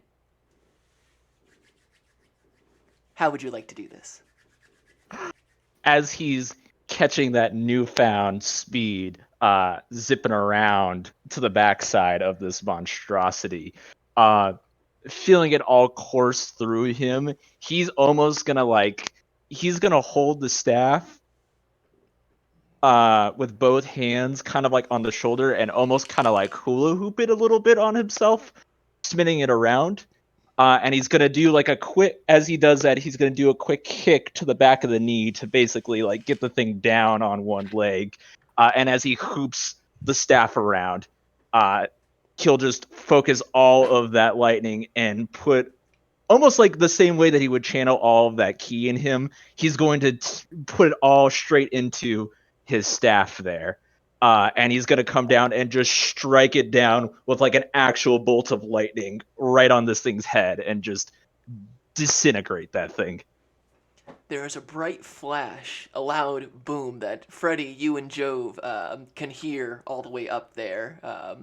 And then the smell of what we would know as like plasma, almost that kind of metal smell around. And then Jasper, you look over, there's a bright flash, and then from the top of this thing down to its torso, which is more aquatic kind of fish than actual like legs, is smote like a perfect black streak straight to the center, and you can see like the cardrized sides of it, making almost like a like the radiation symbol, but made out of the split torso of this creature. And right there is where we're gonna end it. Whew! Woo! Well, hot damn, guys. What? That was pretty good. Yeah, that was pretty good. All right, before we devolve into our usual post-game talk, let us give our thanks to our audience in our chat. Thank you, Thanks, chat. chat. Yeah, Nighty Night Chat. Thanks. Have a good one, chat. Thank you, chat. Thank you, Evelyn, for pointing out that we were not having audio from our players in the beginning. I appreciate that. I'd been really upset to go listen to this episode and not be able to hear what everyone else is saying. So, I appreciate it for that. But thank you very much, chat. I hope you enjoyed this episode. I know I certainly did. We will see you back in another week. Peace in the Middle East. Much love. See you then. Night night.